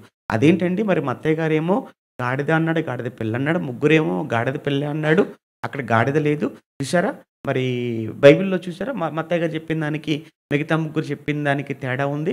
ఎందుకంటే దేవుడు రాయించింది అయితే అలా ఎందుకు ఉంటుంది, మనుషులు రాయించింది కాబట్టి తప్పులు ఉన్నాయి. దేవుడు రాయిస్తే అందరి చేత ఒకే రకంగా రాయించాలి కదా. అన్నప్పుడు ఆయన చేత ఒక విధంగా, ఈ ముగ్గురు చేత మరొక విధంగా అలా రాయిస్తాడు అన్న అవతల వాళ్ళు అంటారు. కంగారు పడాల్సిన పని ఏం లేదు. ఇక్కడ విషయం ఏంటంటే మత్తయ్య గారు ఏమని రాస్తున్నారు? మత్తయ్య గారు గాడిద గురించి, గాడిద పిల్ల గురించి ఆయన రాశాడు. అలానే మిగతా ముగ్గురు సువార్థికులు రాసేటప్పుడు అక్కడ గాడిద గాడిద లేదు, గాడిద పిల్ల మాత్రమే అని వాళ్ళు అక్కడెక్కడ కూడా కాంట్రడిక్ట్ చేసినట్టుగా ఏమీ రాయలేదు. వీళ్ళ ముగ్గురు యొక్క ఉద్దేశం ఏంటంటే యేసు ప్రభు ఏ గాడిద పిల్ల మీద అయితే ఎక్కాడో దాన్ని ఫోకస్ చేశారు, దాని గురించి మాత్రమే మాట్లాడారు.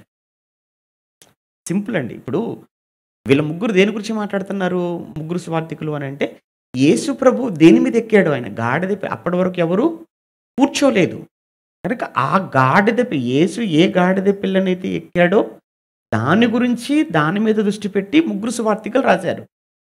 ఇక్కడ మత్తయ్య గారు మాట్లాడుతున్నప్పుడు మాత్రం ఆయన గాడిద పిల్ల, యేసు ప్రభు ఎక్కిన గాడిద పిల్లతో పాటు తన తల్లి లేకపోతే దాని పక్కన కట్టబడిన మరొక గాడిద గురించి కూడా మాట్లాడాడు. ఇక్కడ మత్తయ్య గారేమో రెండింటి గురించి మాట్లాడుతున్నారు, మిగతా ముగ్గురు సువార్థికులేమో యేసు ప్రభుకు ఉపయోగపడిన గాడిద పిల్ల గురించి మాత్రమే రాశారు. అంతే తప్ప దీన్ని మనం ఏదో వైరుధ్యాలు ఉన్నాయి, ఆ కాంట్రడిక్షన్స్ ఉన్నాయి అన్నంతగా ఆలోచించాల్సిన అవసరం లేదు ఒక పాయింట్ ఆఫ్ వ్యూలో. రెండో విషయం కూడా చెప్తాను, మత్తయ్య గారు ఎందుకు అలా రాయవలసి వచ్చింది అని అంటే, మీకు ఒక విషయం చెప్పాను ప్రారంభంలో. మత్తయ్య గారు తన సువార్త ఎవరికి రాస్తున్నాడని చెప్పాను? యూదులకు రాస్తున్నాడని చెప్పాను. యూదులకు రాస్తున్నాడు కనుక యూదులకు ఏంటంటే పర్ఫెక్ట్గా ఉండాలి, ప్రవచనాలన్నీ పర్ఫెక్ట్గా ఉంటేనే నమ్మడం అంతత మాత్రం యూదులు వాళ్ళు. అలాంటిది ఏమాత్రం అటు ఇటు అయినా కానీ వాళ్ళు అంత ఈజీగా ఒప్పుకోరు వాళ్ళు. అందుకే మత్తయ్య గారు గాడిద దాని పిల్లని ఎందుకు సంబోధించాడంటే, ఆల్రెడీ ప్రవక్తలలో ఒకరైనటువంటి జకరియా గారు ముందుగానే యేసు ప్రభుల వారి గురించి మాట్లాడుతున్నప్పుడు అక్కడ మాట్లాడిన ప్రవచనంలో గాడిద ప్రస్తావన తీసుకొచ్చాడు, గాడిద పిల్ల ప్రస్తావన కూడా తీసుకొచ్చాడు. జకరియా గ్రంథం ఎవరి కోసం రాయబడింది? యూదుల కొరకు రాయబడింది. అంతే కదా, జకరియా గ్రంథం ఎవరిది? యూదులది.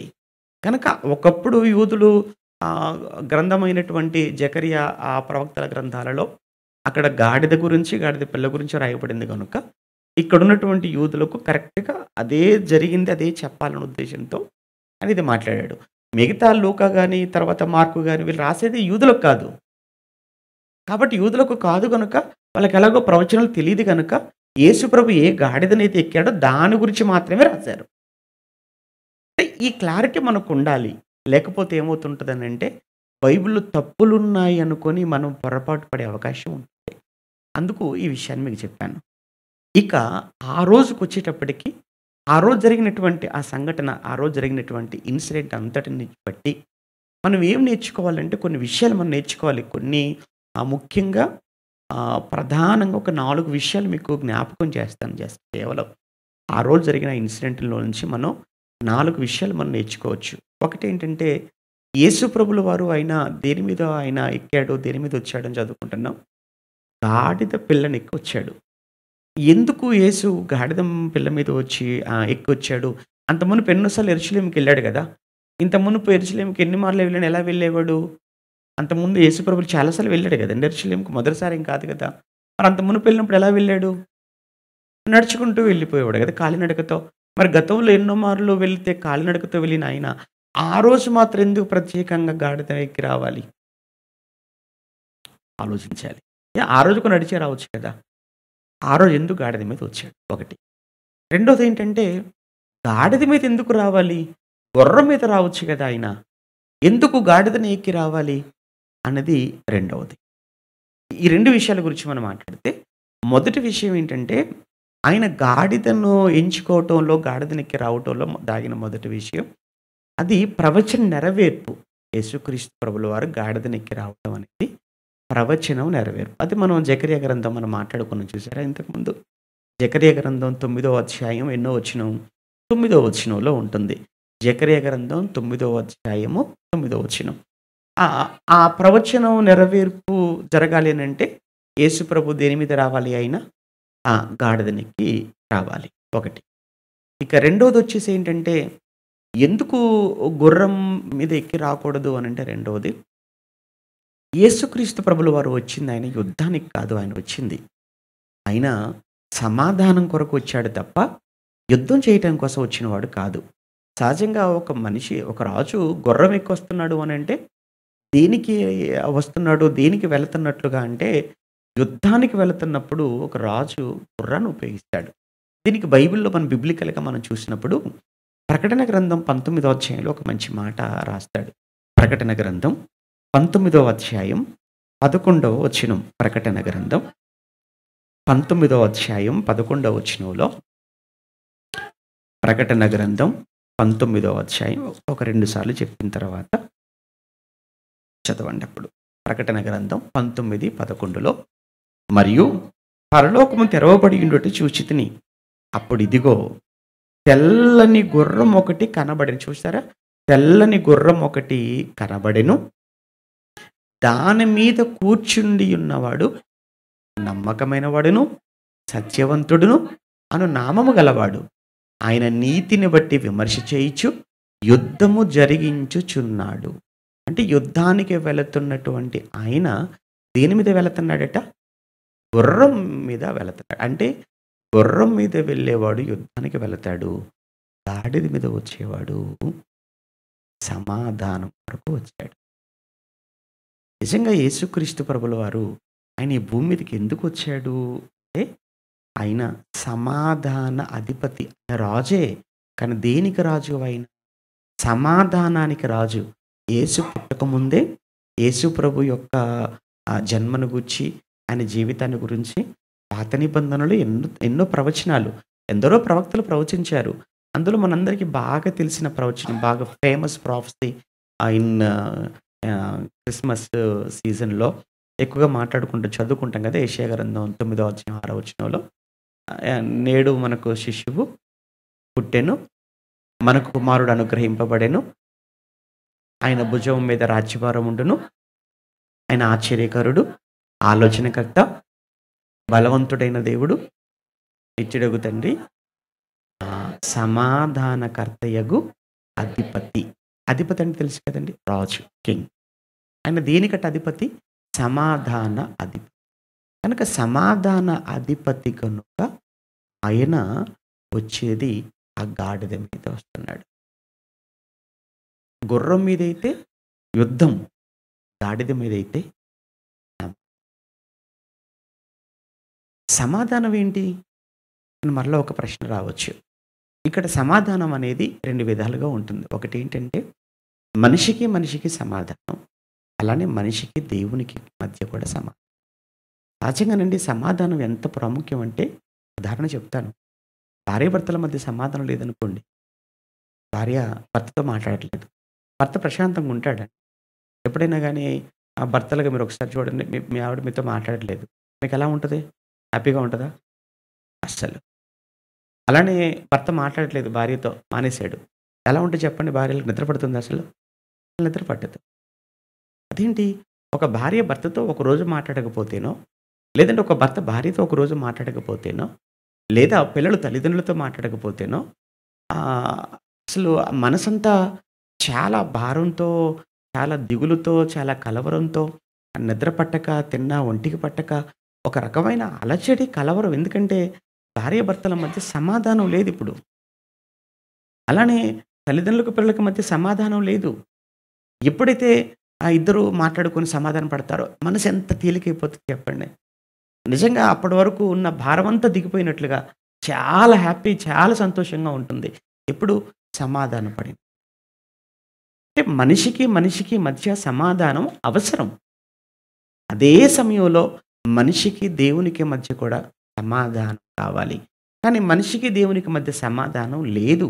యేసు వచ్చినంత వరకు మనిషికి దేవునికి మధ్య సమాధానం లేదు. ఎప్పుడు తెగిపోయిందంటారా మనిషికి దేవునికి మధ్య సమాధానం? ఏదైనా తోటలో పోయింది సమాధానం. ఎప్పుడైతే దేవుడు అవ్వ ఆదాములతో దేవుడు తినవద్దు అన్నటువంటి ఆ వృక్ష ఫలాలు వారిద్దరు తిన్నారో, దేవుడు ఎప్పుడైతే కోపగించుకొని వారిని ఇంకా మీరు తింటే మీరు చేస్తారని ఏదైనా తోటలో నుంచి గెంటి వేశాడో అక్కడ పోయింది సమాధానం. అక్కడి నుంచి యేసుక్రీస్తు వచ్చినంత వరకు ఈ భూమి మీద మనిషికి దేవునికి మధ్య సమాధానం లేని పరిస్థితి. ఇప్పుడు యేసుప్రభు వచ్చాడు. వచ్చిన ఆయన మనుషులను ముందు ఎవరితో సమాధానపరిచాడు? దేవునితో సమాధానపరిచాడు. మీరు రోమపత్రిక సమయంలో దగ్గర రెఫరెన్స్ చెప్తున్నాను, రాసుకోండి. రోమపత్రిక 5వ అధ్యాయం 1వ వచనం కానీ, రోమపత్రిక 5వ అధ్యాయం 11వ వచనం కానీ, ఈ 2 వచనాలు మీరు చదువుకుంటే సరిపోతుంది. రోమ 5:1 కానీ, రోమ 5:11 కానీ మీరు చదువుకుంటే యేసుక్రీస్తు ద్వారా దేవునితో మనకు సమాధానం. అంటే యేసు ప్రభు లేకపోతే మనకు దేవునికి ఏం లేదట, సమాధానం లేదు. ఇప్పుడు సమాధానం లేకపోతే పరిస్థితి ఏంటి చెప్పమంటారా? భార్యాభర్తల మధ్య సమాధానం లేకపోతే నిద్ర పట్టదేమో అంతే. కానీ దేవునికి మనిషికి మధ్య సమాధానం లేకపోతే దేవుడు మనిషికి విరోధి అవుతాడు. దేవుడు మనిషికి శత్రువు అయిపోతాడు. నిజంగా మనిషికి మనిషి విరోధమైనా పర్వాలేదు, కానీ మనిషికి దేవుడు విరోధి కాకూడదు. మనిషికి దేవుడు శత్రువు కాకూడదు. ఎప్పుడు చెప్తుంటాను సభలలో, ఒక మాట చెప్తుంటాను, ఎప్పుడు మీరు గుర్తుపెట్టుకోండి. ఏంటంటే నీకు ఎవరు శత్రువు అయినా పర్వాలేదేమో, నీకు ఎవరు విరోధి అయినా పర్వాలేదేమో, కానీ నీకు దేవుడు శత్రువు కాకుండా చూసుకో. నీకు దేవుడు విరోధి కాకూడదు. అవునండి, మనల్ని అందరూ ప్రేమించరు కదండి. మనల్ని అందరూ ప్రేమించాలని మనం అనుకుంటే మన మూర్ఖత్వం అవుతుంది. నువ్వు ఎంత మంచిగా ఉండు, ఎంత మంచిగా చెయ్యి, ఎంత మంచి మాట్లాడు, ఎంత మందిగా నువ్వు సహాయం చేయి, కానీ అవతల వైపు నుంచి కొంతమంది నేను అంటూనే ఉంటారు, శత్రువుగా చూస్తూనే ఉంటారు, విరోధిగా నిన్ను మాట్లాడుతూనే ఉంటారు. కనుక మనుషులందరికీ ఎప్పుడు మనం మిత్రులుగా ఉండటం అనేది ఎప్పటికీ జరగందది.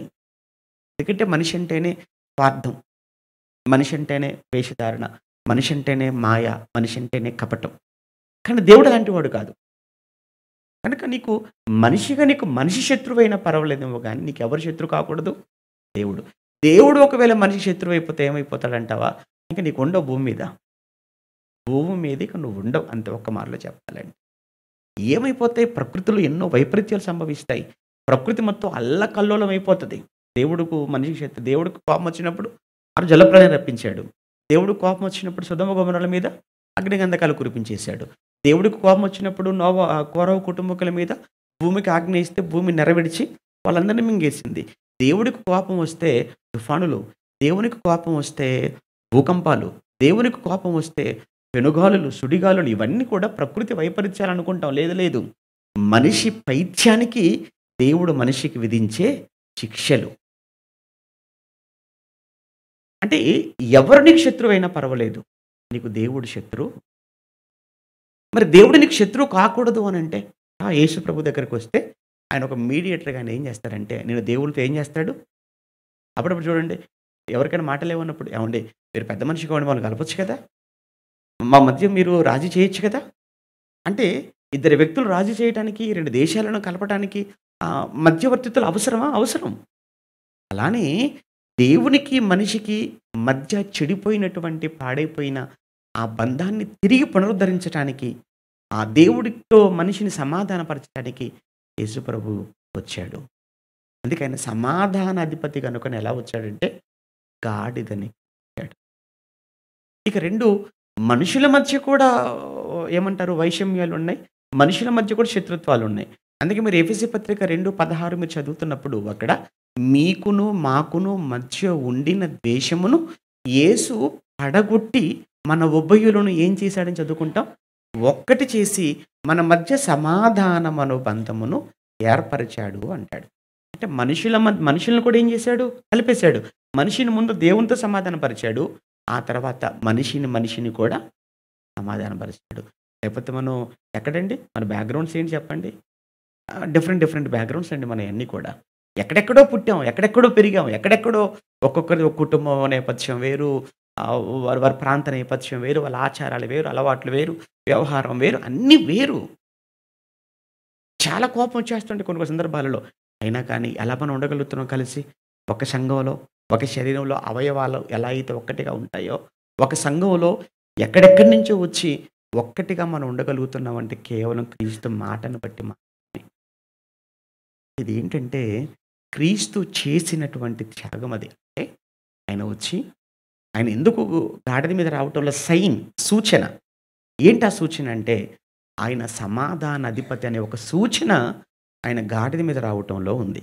సమాధాన అధిపతి అని అంటే దేవునితో సమాధానం, 2 మనిషికి మధ్య సమాధానం. ఇది అంటే యేసు గాడిద మీద కూర్చొని రావటంలో మనకు కనపడుతున్నటువంటి ఆత్మీయమైనటువంటి అర్థం. లేదా ఒక సూచన, ఒక సైన్ అన్నమాట. ఆయన అలా రావటంలో ఉన్న ఆయన ఉద్దేశ్యం ఏంటి అనే దానికి మీకు చెప్తున్నాను. ఇక ఆ రోజు ఇది ఏ రోజు అంటే ఆ పామ్ సండే రోజు జరిగిన ఇన్సిడెంటే కదా అది. ప్రజలందరూ కూడా యేసుని చూసి ఏమంటున్నారంటే రెండో విషయంగా, ఓ హోసన్న జయము జయము అని కేకలేస్తున్నారు. ఆ కేకలేస్తూ ఆనందంలోనే ఆ ఖర్జూర మట్టలన్నీ కూడా తీసుకొచ్చి చూపిస్తున్నారు. ఆ ఖర్జూర మట్టలు దేనికోసం అని అంటేనండి ఏమంటారు వాళ్ళ ఉత్సాహాన్ని, వారి ఆనందాన్ని, వారి సంతోషాన్ని ఎక్స్‌ప్రెస్ చేయటానికి, తెలియచేయటానికి వాళ్ళు ఉపయోగించుకున్నవి ఏంటంటే ఆ ఖర్జూరపు మట్ట. దీనికి మనకు బిబ్లికల్‌గా కూడా మీరు చూస్తే ప్రకటన గ్రంథం 7వ అధ్యాయము 9వ వచనంలో ఖర్జూర మట్టల గురించి చెప్పబడుతుంది. అలానే మీరు లేవియాకాండం 23వ అధ్యాయం 39, లేవియాకాండం 23:39 కానీ, ప్రకటన 7:9 కానీ, ఈ 2 సందర్భాల్లో ఖర్జూరపు మట్టల గురించిన ప్రస్తావన ఉంటుంది. దేనికి ఉపయోగించారు? ఏ సిట్యుయేషన్‌లో ఉపయోగించారంటే ఉత్సాహం విషయంలో, లేదంటే వాళ్ళు ఒక విన్ అయ్యారనమాట. వాళ్ళు అనుకున్నది సాధించేశారు. ప్రకటన గ్రంథం 7 చదువుతున్నప్పుడు ఎవరయ్యా వీరు? మహాశ్రమల నుండి వచ్చిన వారు వీళ్ళు అని చెప్తున్నాడు కదా. మహాశ్రమల నుంచి వచ్చిన వారు వీళ్ళంతా కూడా, వీళ్ళు తమ వస్త్రములను ఎర్రటి ఆ రక్తములో ఉతుక్కొని వారి వస్త్రములు తెలుపు చేసుకున్నారు. కనుక వీరికి ఇక మీదట వారికి ఎండ గాని, వడదెబ్బ కానీ, ఆకలి గాని, దప్పిక కానీ వీళ్ళకి లేవంటే వీళ్ళు పరలోకాన్ని సాధించారనమాట వాళ్ళు. అని కింద నుంచి మాట. ఎవరు వీళ్ళు అనంటే వీళ్ళంతా కూడా సాధించామన్న ఆనందంలో ఆ ఖర్జూరపు మట్టలు చేత పట్టుకొని ఉన్నారు అన్నట్లుగా కనబడుతుంది అక్కడ. ఇక్కడ కూడా యేసుప్రభుని చూడగానే వీళ్ళందరూ కూడా ఎందుకు ఖర్జూరపు మట్టలు పట్టుకొని వచ్చేసారంటే, యేసు చూడగానే వాళ్ళకు ఒక రకమైన ఆలోచన కలిగింది. ఏంటంటే మొత్తానికి ఇతను రాజు అని అంగీకరించారు. కాకపోతే వాళ్ళు రాజు అని ఎలా ఆలోచించారు అనంటే భౌతికమైన రాజుగా వాళ్ళు అక్కడ పొరపాటు పడ్డారు. అది వాళ్ళు జరిగిన మిస్టేక్ అక్కడ. రాజుగా అంగీకరించారు. కానీ ఏ రాజుగా అనుకున్నారు అనంటే వాళ్ళు దావీదు లాంటి రాజు. దావీదు ఎలా చేశాడు? గొల్లియాతుతో ఫైట్ చేశాడు కదా. దావీదు ఇశ్రాయేలు పక్షాన ఫిలిష్తీయులతో యుద్ధం చేశాడు కదా. సేమ్ ఇప్పుడు ఇక్కడ కూడా యేసుక్రీస్తు ఈయన కూడా ఏం చేస్తాడంటే ఇప్పుడు మనమంతా రోమీయులకు బానిసలుగా ఉన్నాం కదా. బానిసలుగా ఉన్నటువంటి మన పక్షాన ఇతను నిలబడిపోయి రోమీయులతో యుద్ధం చేసి రోమా బానిసత్వం నుంచి మనందరికీ ఏమిస్తాడు? విడుదలనిస్తాడు అని చాలా ఆనందంతో వాళ్ళ బట్టలు తీసుకొచ్చి పరిచారంటే చిన్న విషయం కాదండి. బట్టలు ఈరోజు మనకి పెద్ద విషయం కాదు. ఎందుకంటే ఏమంటే బోల్డని ఒక్కొక్కరికి ఎన్ని ఉంటాయో వాళ్ళకి తెలియదు. అందుకే మీరు చూడండి బట్టలు రెడీ అవుతున్నప్పుడు తలపోటు, అందులో బట్టలు ఏ వేసుకోవాలనే విషయంలో మరీ అక్కడే ఒక పావు గంట 20 నిమిషాలు. ఎందుకంటే బీరు ఓపెన్ చేయాలని కాళ్ళ మీద పడిపోతుంటాయి. అన్ని ఉంటాయి మరి. 1 కాదు 2 కాదు కదా. ఎందుకంటే ఆరాధనకి వేసుకునే సపరేట్ ఉంటాయి, అకేషన్స్కి వేసుకునే సపరేట్ ఉంటాయి, జర్నీస్కి వేసుకునే సపరేట్ ఉంటాయి, వింటర్లో వేసుకునే సపరేట్ ఉంటాయి, సమ్మర్లో వేసుకునే డిఫరెంట్ అండి మనకు ఈరోజు అంటే అలా ఉంది సిచ్యువేషన్. కానీ అప్పుడు ఆ కాలంలో బట్టలు అంటే చాలా ఏమంటారు అంటే అవి కాస్ట్లీ. అందుకే మీరు చూడండి మన సంసోను గురించి చదువుతున్నప్పుడు అండి చరిత్రలో పొడుపు కథ విషయంలో ఆయన పందెంగా ఏం పెట్టాడు తెలుసా? బట్టలు పెడతాడు. ఎందుకు బట్టలు? చాలా కష్టం, చాలా కాస్ట్లీ బట్టలు.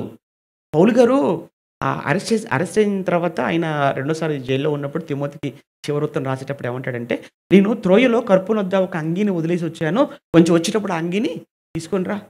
ఎందుకంటే ఒకటే అయిపోయింది, సడన్గా అరెస్ట్ చేశారు, లోపల తీసుకొచ్చి పెట్టేశారు, మరొకటి లేదు, తీసుకొని రా నాయన. ఆ రోజుల్లో చాలా కష్టం అండి. అంతే. ఎందుకండి మన చిన్నతనం, నా చిన్నతనంలోనే చాలా కష్టం అండి బట్టలు. మీ చిన్నతనంలో మీరు ఎంత ఇబ్బంది పడ్డారు, ఇంకా వెనక్కి వెళ్ళిపోతే ఇంకెంత కష్టం. మరి ఆ రోజుల్లో అలాంటిది వారి బట్టలు తీసుకొచ్చి అక్కడ పరిచేశారు అని అంటే వాళ్ళు ఎంత హ్యాపీ అయిపోయారంటే, ఎందుకంటే అమ్మయ్య ఈ రోజు నుంచి ఇక మన కష్టాలన్నీ తీరిపోబోతున్నాయి. ఎందుకంటే రాజు వచ్చేసాడు. కానీ అక్కడ హోసన్న జయమే జయమే జయమని ఏ యేసు కోసం ఆయన రాజు రాజు అని అరిచి కేకలు పెట్టారో అదే ప్రజలు ఒక 2-3 రోజుల తర్వాతకి వెళ్ళేసరికి సిలువ వేయండి సిలువ వేయండి అని వాళ్ళే మళ్ళీ ఏం చేశారు, కేకలు వేసి యేసుని అప్పచెప్పారు. ఏంటి 2 రోజులకి ఏంటి తేడా? జస్ట్ విత్ ఇన్ డేస్లో ఎందుకు ఇలా మారిపోయారు అంటే వాళ్ళు అనుకున్న రాజు ఒకటి, ఈయన రాజ్యం మరొకటి. యేసుప్రభు అన్నాడు, నా రాజ్యం ఈ లోక సంబంధమైనది కాదు. కానీ వాళ్ళు ఏంటంటే ఈ లోక సంబంధమైన రాజుగా యేసుని చూశారు. వాళ్ళు ఒక ఫ్రేమ్ ఫిట్ చేసి పెట్టుకున్నారు. ఆ ఫ్రేమ్లో యేసు ఫిట్ అవ్వట్లేదు. అంటే వీళ్ళు అనుకున్న రాజు ఏంటంటే గుర్రం మీద రావాలి, కత్తులు, యుద్ధం, సైన్యం, మొత్తానికైతే మనకు ఒక మంచి సపరేట్ ఒక రాజ్యాన్ని ఇచ్చేసేయాలనుకున్నారు. కానీ ఈయనే ఆ పిలాతు ముందు నిలబడేసరికి, ఇతన్ని వాళ్ళు అరెస్ట్ చేసేసరికి మేము ఏదో చేస్తాడనుకున్నాం, ఈయనేంటి ఇలా అయిపోయాడు, ఇలాంటి వాడు మనకు రాజు ఏంటి, వద్దు జరిగింది. అంటే వాళ్ళు యేసును మిస్అండర్స్టాండింగ్, అంటే రాజు అయినా కానీ ఆయన దేనికి రాజు, ఆత్మ సంబంధమైన రాజ్యానికి రాజు అని అర్థం చేసుకోలేక అర్థం చేసుకున్నారు. ఇది 2, 3 చివరిది చెప్పేస్తాను సమయం. 3వది యేసు ఆ రోజు యెరూషలేమును చూసి ఏడ్చాడు. మీరు లూకాసు వార్త 19లో 41వ వచనంలో 42వ వచనంలో మీరు చూస్తే యేసు యెరూషలేము విషయమై ఏడ్చి అన్న పదం. యేసుప్రభు ఏడవటం ఏంటండి? యేసుప్రభు ఏడవటం ఏంటి? ఏడ్చే వాళ్ళని అప్పటి వరకు ఓదార్చిన వాడు ఆయన. మీకు తెలుసా? యేసుప్రభు ఏడుస్తున్న వాళ్ళని ఏం చేశాడు? ఓదార్చాడు. ఒక నాయిన్ అనే ఊరికి వెళ్తున్నప్పుడు ఒక విధవరాలు ఒకడే కొడుకు చనిపోయాడు, తీసుకొని వస్తున్నారు. యేసు ఊర్లోకి వెళ్తున్నాడు, వాళ్ళేమో శవాన్ని బయటికి తీసుకొస్తున్నారు. అప్పుడు ఆ విధవరాలను చూసి యేసుప్రభు ఆమె మీద కనికరపడ్డాడు. అయ్యో, అప్పటికే విధవరాలు, ఒకడే కొడుకు, ఆ కొడుకు కూడా చనిపోయాడు, ఎంత దుఃఖంలో ఉంది అని ఆమెను ఓదార్చడానికి యేసుప్రభు ఆమె కుమారుని బ్రతికించి ఆమెకు అప్పచెప్పేశాడు. ఏడుస్తున్న వాళ్ళని ఓదార్చినటువంటి యేసుప్రభు ఆయనే ఇప్పుడు ఏమవుతున్నాడు? ఏడుస్తున్నాడు. పామ్ సండే అన్నాం కదా, ఎందుకు ఏడుస్తున్నాడు ఆయన? కారణం ఉంది. యెరూషలేము గురించి ఏడుస్తున్నాడు. యెరూషలేముకి ఏమైందని? యెరూషలేము యేసును అంగీకరించని పరిస్థితిలో ఉంది. అందుకే నువ్వు రాజీపడు యెరూషలేమా, ఈరోజు నువ్వు రాజీపడు, నేను నీ దగ్గరకు వచ్చాను, నీ దగ్గరకు వస్తే నువ్వు నన్ను చేర్చుకోవటం లేదు, అంటే నా మాట వినటం లేదు, నాకు లోబడటం లేదు, నా మాట వినక నాకు లోబడకపోతే నీ అంతం నా కళ్ళ ముందు కనబడుతుంది. నీ అంతం ఏంటంటే నేను వెళ్ళిన మరొక 37 సంవత్సరాలలో యెరూషలేము దేవాలయం కానీ, యెరూషలేము పట్టణం కానీ, ప్రజలు కానీ, ఆ టైటస్ అనేటువంటి వాడు వచ్చేసి వెస్పాసియన్ కాలంలో మొత్తాన్ని ఎలా అయితే ధ్వంసం చేసి పడగొట్టేసి రాతి మీద రాయి లేకుండా మొత్తాన్ని ఎలా కాల్చేస్తాడో యేసుప్రభు తన కళ్ళ ముందు చూస్తున్నాడు. ఆయన, నేను నీ దగ్గరకు వచ్చాను, నువ్వు నన్ను చేర్చుకోలేదు, నన్ను నువ్వు అంగీకరించటం లేదు. అంటే దీని నుంచి ఆ రోజు యేసుప్రభు చెప్పిన మరొక ఆత్మీయమైన సత్యం ఏంటంటే, యేసును చేర్చుకోకపోతే, యేసు వచ్చాడు మన దగ్గరికి, యేసు నీ దగ్గరికి వచ్చాడు, యేసు నీ దగ్గరికి రావటం అన్న మాటకు అర్థం ఏంటంటే ఆయన మాట నీ దగ్గరికి వచ్చింది. ఈరోజు వాక్యమైన యేసు వాక్యముగా ఆయన నీ హృదయాన్ని తడుతున్నాడు, నీ చెవిలోకి వినిపింపజేస్తున్నాడు. ఎక్కడి నుంచో వచ్చాను, మీ ముందు నిలబడ్డాను, మీకు తెలుసు ఈ వారం రోజులు మీ మధ్య ఉంటానని. అంటే ఆయన దూతగా నేను వచ్చి మీ ముందు నిలబడి మీకు ఆయన వాక్యం ప్రకటిస్తుంటే దీనిని మీరు వెనక పెడచెవిన పెట్టి అంగీకరించగా చేర్చుకొనకపోతే, ఒకనాడు యెరూషలేము ఎలా అయితే యేసును ప్రత్యక్షంగా ఉంటే ఆయన చేర్చుకోక అంగీకరించక, ఎలా అయితే యేసుకు ఎదురు తిరిగి ఎలా అయితే యెరూషలేము నాశనం అయిపోయిందో, ఈరోజు కూడా యేసు మాట వినక, యేసుకు లోబడక, ఆయన హృదయంలో చేర్చుకొనక ఎవరైతే మొండిగా నిర్లక్ష్యంగా ఉంటారో వారి ముగింపు కూడా నాశనమేనన్నది ఈ మట్టలాదివారం చెప్పే ఒక అద్భుతమైన విషయం. సమయం అయిపోయింది. 10:30 ఇంకో 10 నిమిషాలు ఎక్స్ట్రా మాట్లాడాను. ప్రార్థన ప్రేమగల తండ్రి, పరిశుద్ధుడా, ఈరోజు మీ పిల్లలకు అందించవలసిన సత్యాన్ని మీ పిల్లలకు అందించాను. విని గ్రహించుటకు కృప చూపించండి. తిరిగి రేపటి దినాన్న మరల కలుసుకొని దీని తర్వాత సోమవారం రోజు ఏం జరిగింది, మీ కుమారుడు ఏం చేశాడు, ఏం చెప్పాడు, వాటి నుంచి మేము ఏమి నేర్చుకోవాలి అన్న సంగతులు రేపటి దినాన మాట్లాడుకోవడానికి సిద్ధపడుతున్నాం. మీ పిల్లలందరూ కూడా సిద్ధపడి సకాలానికి వచ్చి మీ పిల్లలే కాదు ఇంకా అనేక మందికి ఈ విషయాన్ని చేరవేసి ఒక్కొక్కరు మరొకరిని తీసుకుని వచ్చి కూర్చోబెట్టి మీ జ్ఞానాన్ని వినిపించి మీ పనిలో పాలిభాగస్తులగుటకు సహాయం చేయండి. క్రీస్తు నామాన్ని ప్రార్థన అడుగుతున్నాము తండ్రి, ఆమేన్. ఈ సమయంలో కానుక పడదాం. పాట పాడుచుండగా కోరివారి పాట పాడుచుండగా ఎంసీ కమిటీ వారు కానుక పడడం సహకరించండి. శ్రీరావు నుండి నల్లి సుజాత గారు, కె స్వర్ణరాజు గారు. సంఘ ట్రెజరర్ గారు వర్జుల్ బాబు గారు వచ్చి 2 విజ్ఞాపనలు చదువుతారు. కానుకల కొరకు అరుణ్ గారు ప్రార్థన చేస్తారు.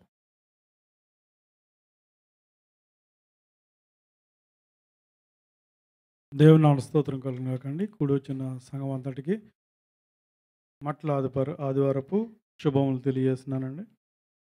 దేవుని సన్నిధి తీసుకురాబడిన కానుకలు చదువుచుండగా విని వాడి కొరకు ప్రార్థన చేయవలసిందిగా కోరుచున్నానండి.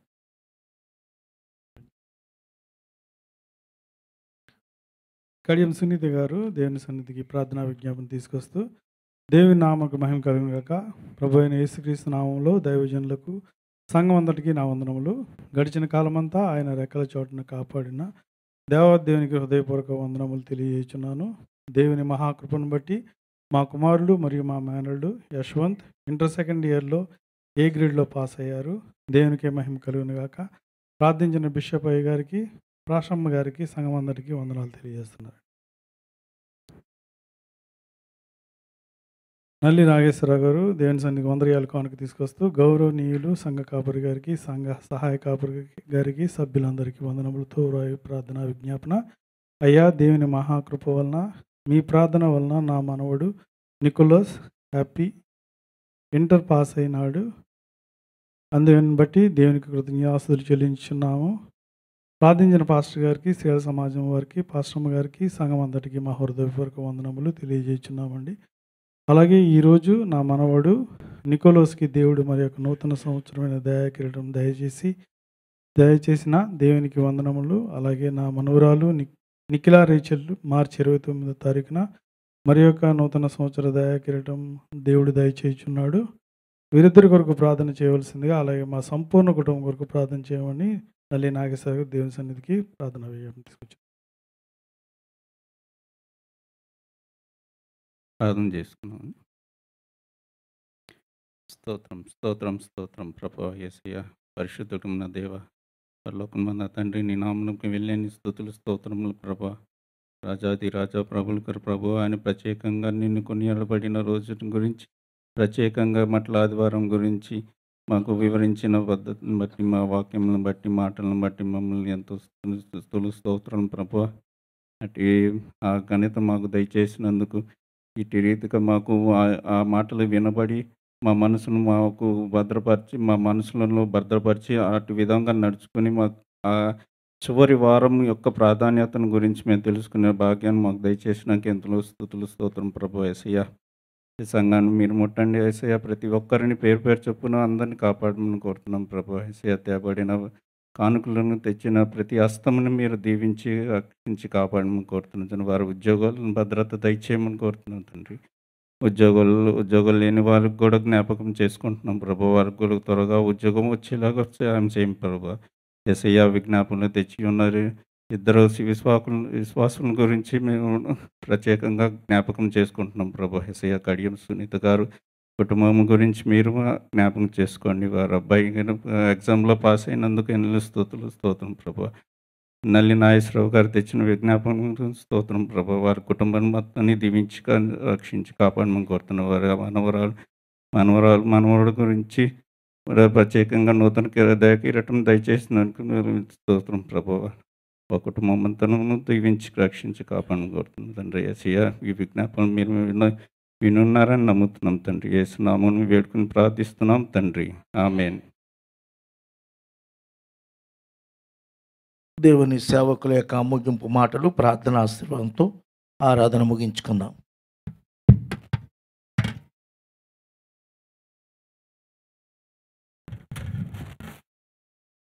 మన ప్రభుని యేసుక్రీస్తునామములో దేవుని కూర్చున్న మనందరూ కూడా రెండు చేతి పెట్టి దేవుని స్తోత్రం చేర్చుకుందాం. హల్లెలూయా, హల్లెలూయా. మన ఎవరికి శత్రువు కాకూడదండి? ఎవరికండి? దేవునికి శత్రువు కాకూడదు. దేవునికితో మనకి ఎటువంటి సంబంధము? సమాధానం. దేవుని స్తోత్రం. ఆయన మన సమాధానం పరచడానికి కనుక మరి మన సహవాసం ఎవరితో ఉండాలి? ఆయనతో సహవాసం చేసిన వాళ్ళు మీకు సమాధానం కలిగిన యోబులో కనపడుతుంది. దేవుని స్తోత్రం. మనందరూ కూడా సమాధానం లేకపోయినట్లయితే ఆయనతో సహవాసం చేసినట్లయితే మనకి సమాధానం, కుటుంబంలో సంఘంలో సమాధానం ఉంటుంది. కనుక నాకు సమాధానం లేదు అని చెప్పుకోవడం కంటే నీకు సమాధానం ఎందుకు లేదంటే దేవునితో సహవాసం నీకు లేదు, దేవునిలో నడుతులేదు. సకల ఆశీర్వాదములకు కారణబుద్ధుడైన మా పరమ తండ్రి, మహారాజా మీ అత్యున్నత నామమును బట్టి మీకు ఘనత మహిమ ప్రభావం చెల్లించుకుడు. నాయనది ప్రభా, ఈ మాటల ఆదివారం శుభదినం ప్రభా, అనేక వందల మందికి ప్రభా నీ సంధికి తోడుకు వచ్చినందుకు మీకు వంద చేతుకున్నాం.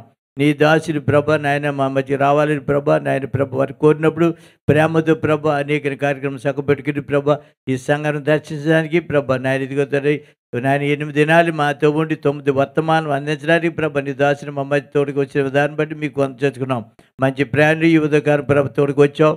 ఈ దినాన్ని ప్రభ నాయన ఇదిగో తండ్రి ప్రభ పామ్ సండేకి సంబంధించినటువంటి ఈ యొక్క మంచి వర్తమానం ప్రభ నాయన మాకు అందించినందుకు మీకు వంద 4 సువార్తలు ఉన్నట్టు ప్రభ వ్యత్యాసం మాకు నాయన చూపించారు ప్రభ, నేర్పించారు ప్రభ. నా ఇదిగో తండ్రి ప్రభ ఎందుకు ఇన్ని సువార్తలని మేము అనుకోవచ్చు కానీ ప్రభ ఎందుకు నాయన ఇందులో భద్రపరిచావు ప్రభ ముందుగాని ప్రభ నాయన దాసిన ముఖాంతరం నుండి మాకు నేర్పించిన దాన్ని బట్టి మీకు వంద చేసుకున్నాం.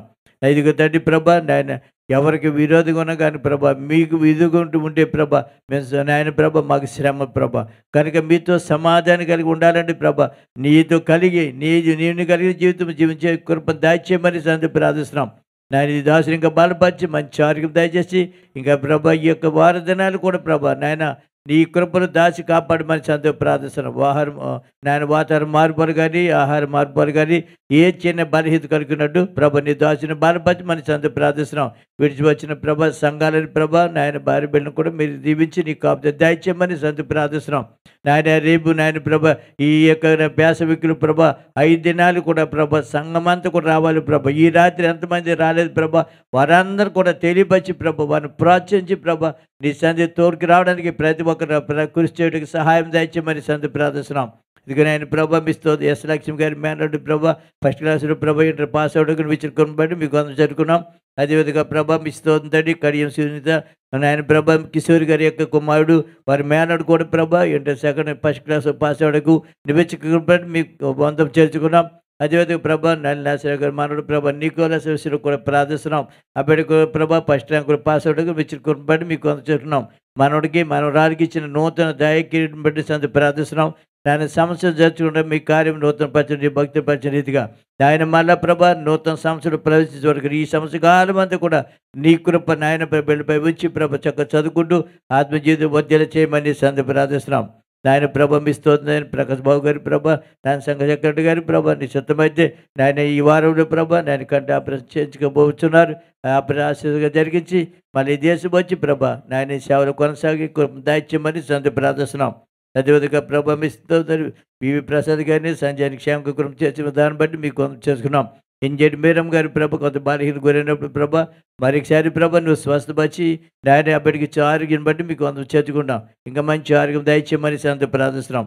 ఈ రాత్రి ప్రభ నీ సందుకు వచ్చి నీ నామహిపచ్చి ప్రభ నాయన వెలిచిన ప్రతి ఒక్కరు కూడా ప్రభ నాయన వచ్చిన వారు వచ్చినట్టు కాకుండా ప్రభ నీ ఆశీర్వాదం తిరిగి పంపించమని సంత ప్రార్థిస్తూ నాయన బిడ్డ నీ పాసుకొచ్చి నీ నామహిపచ్చమే కాకుండా వారికి కలిగిన దరిద్రుని ఘనమైన కానుక తీసుకొచ్చారు.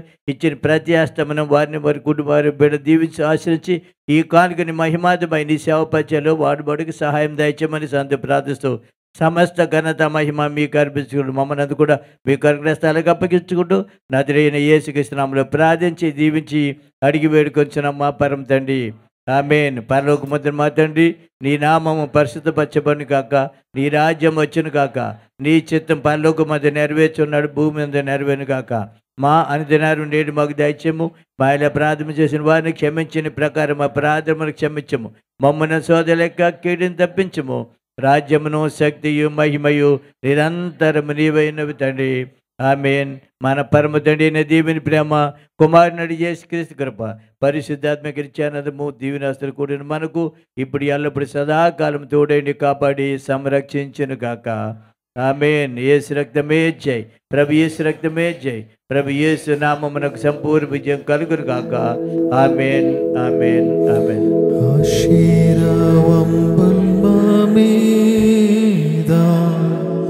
వర్షింపచేయుమిషా ఆశతో నమ్మియున్నాము నీ సత్యవాగ్దానము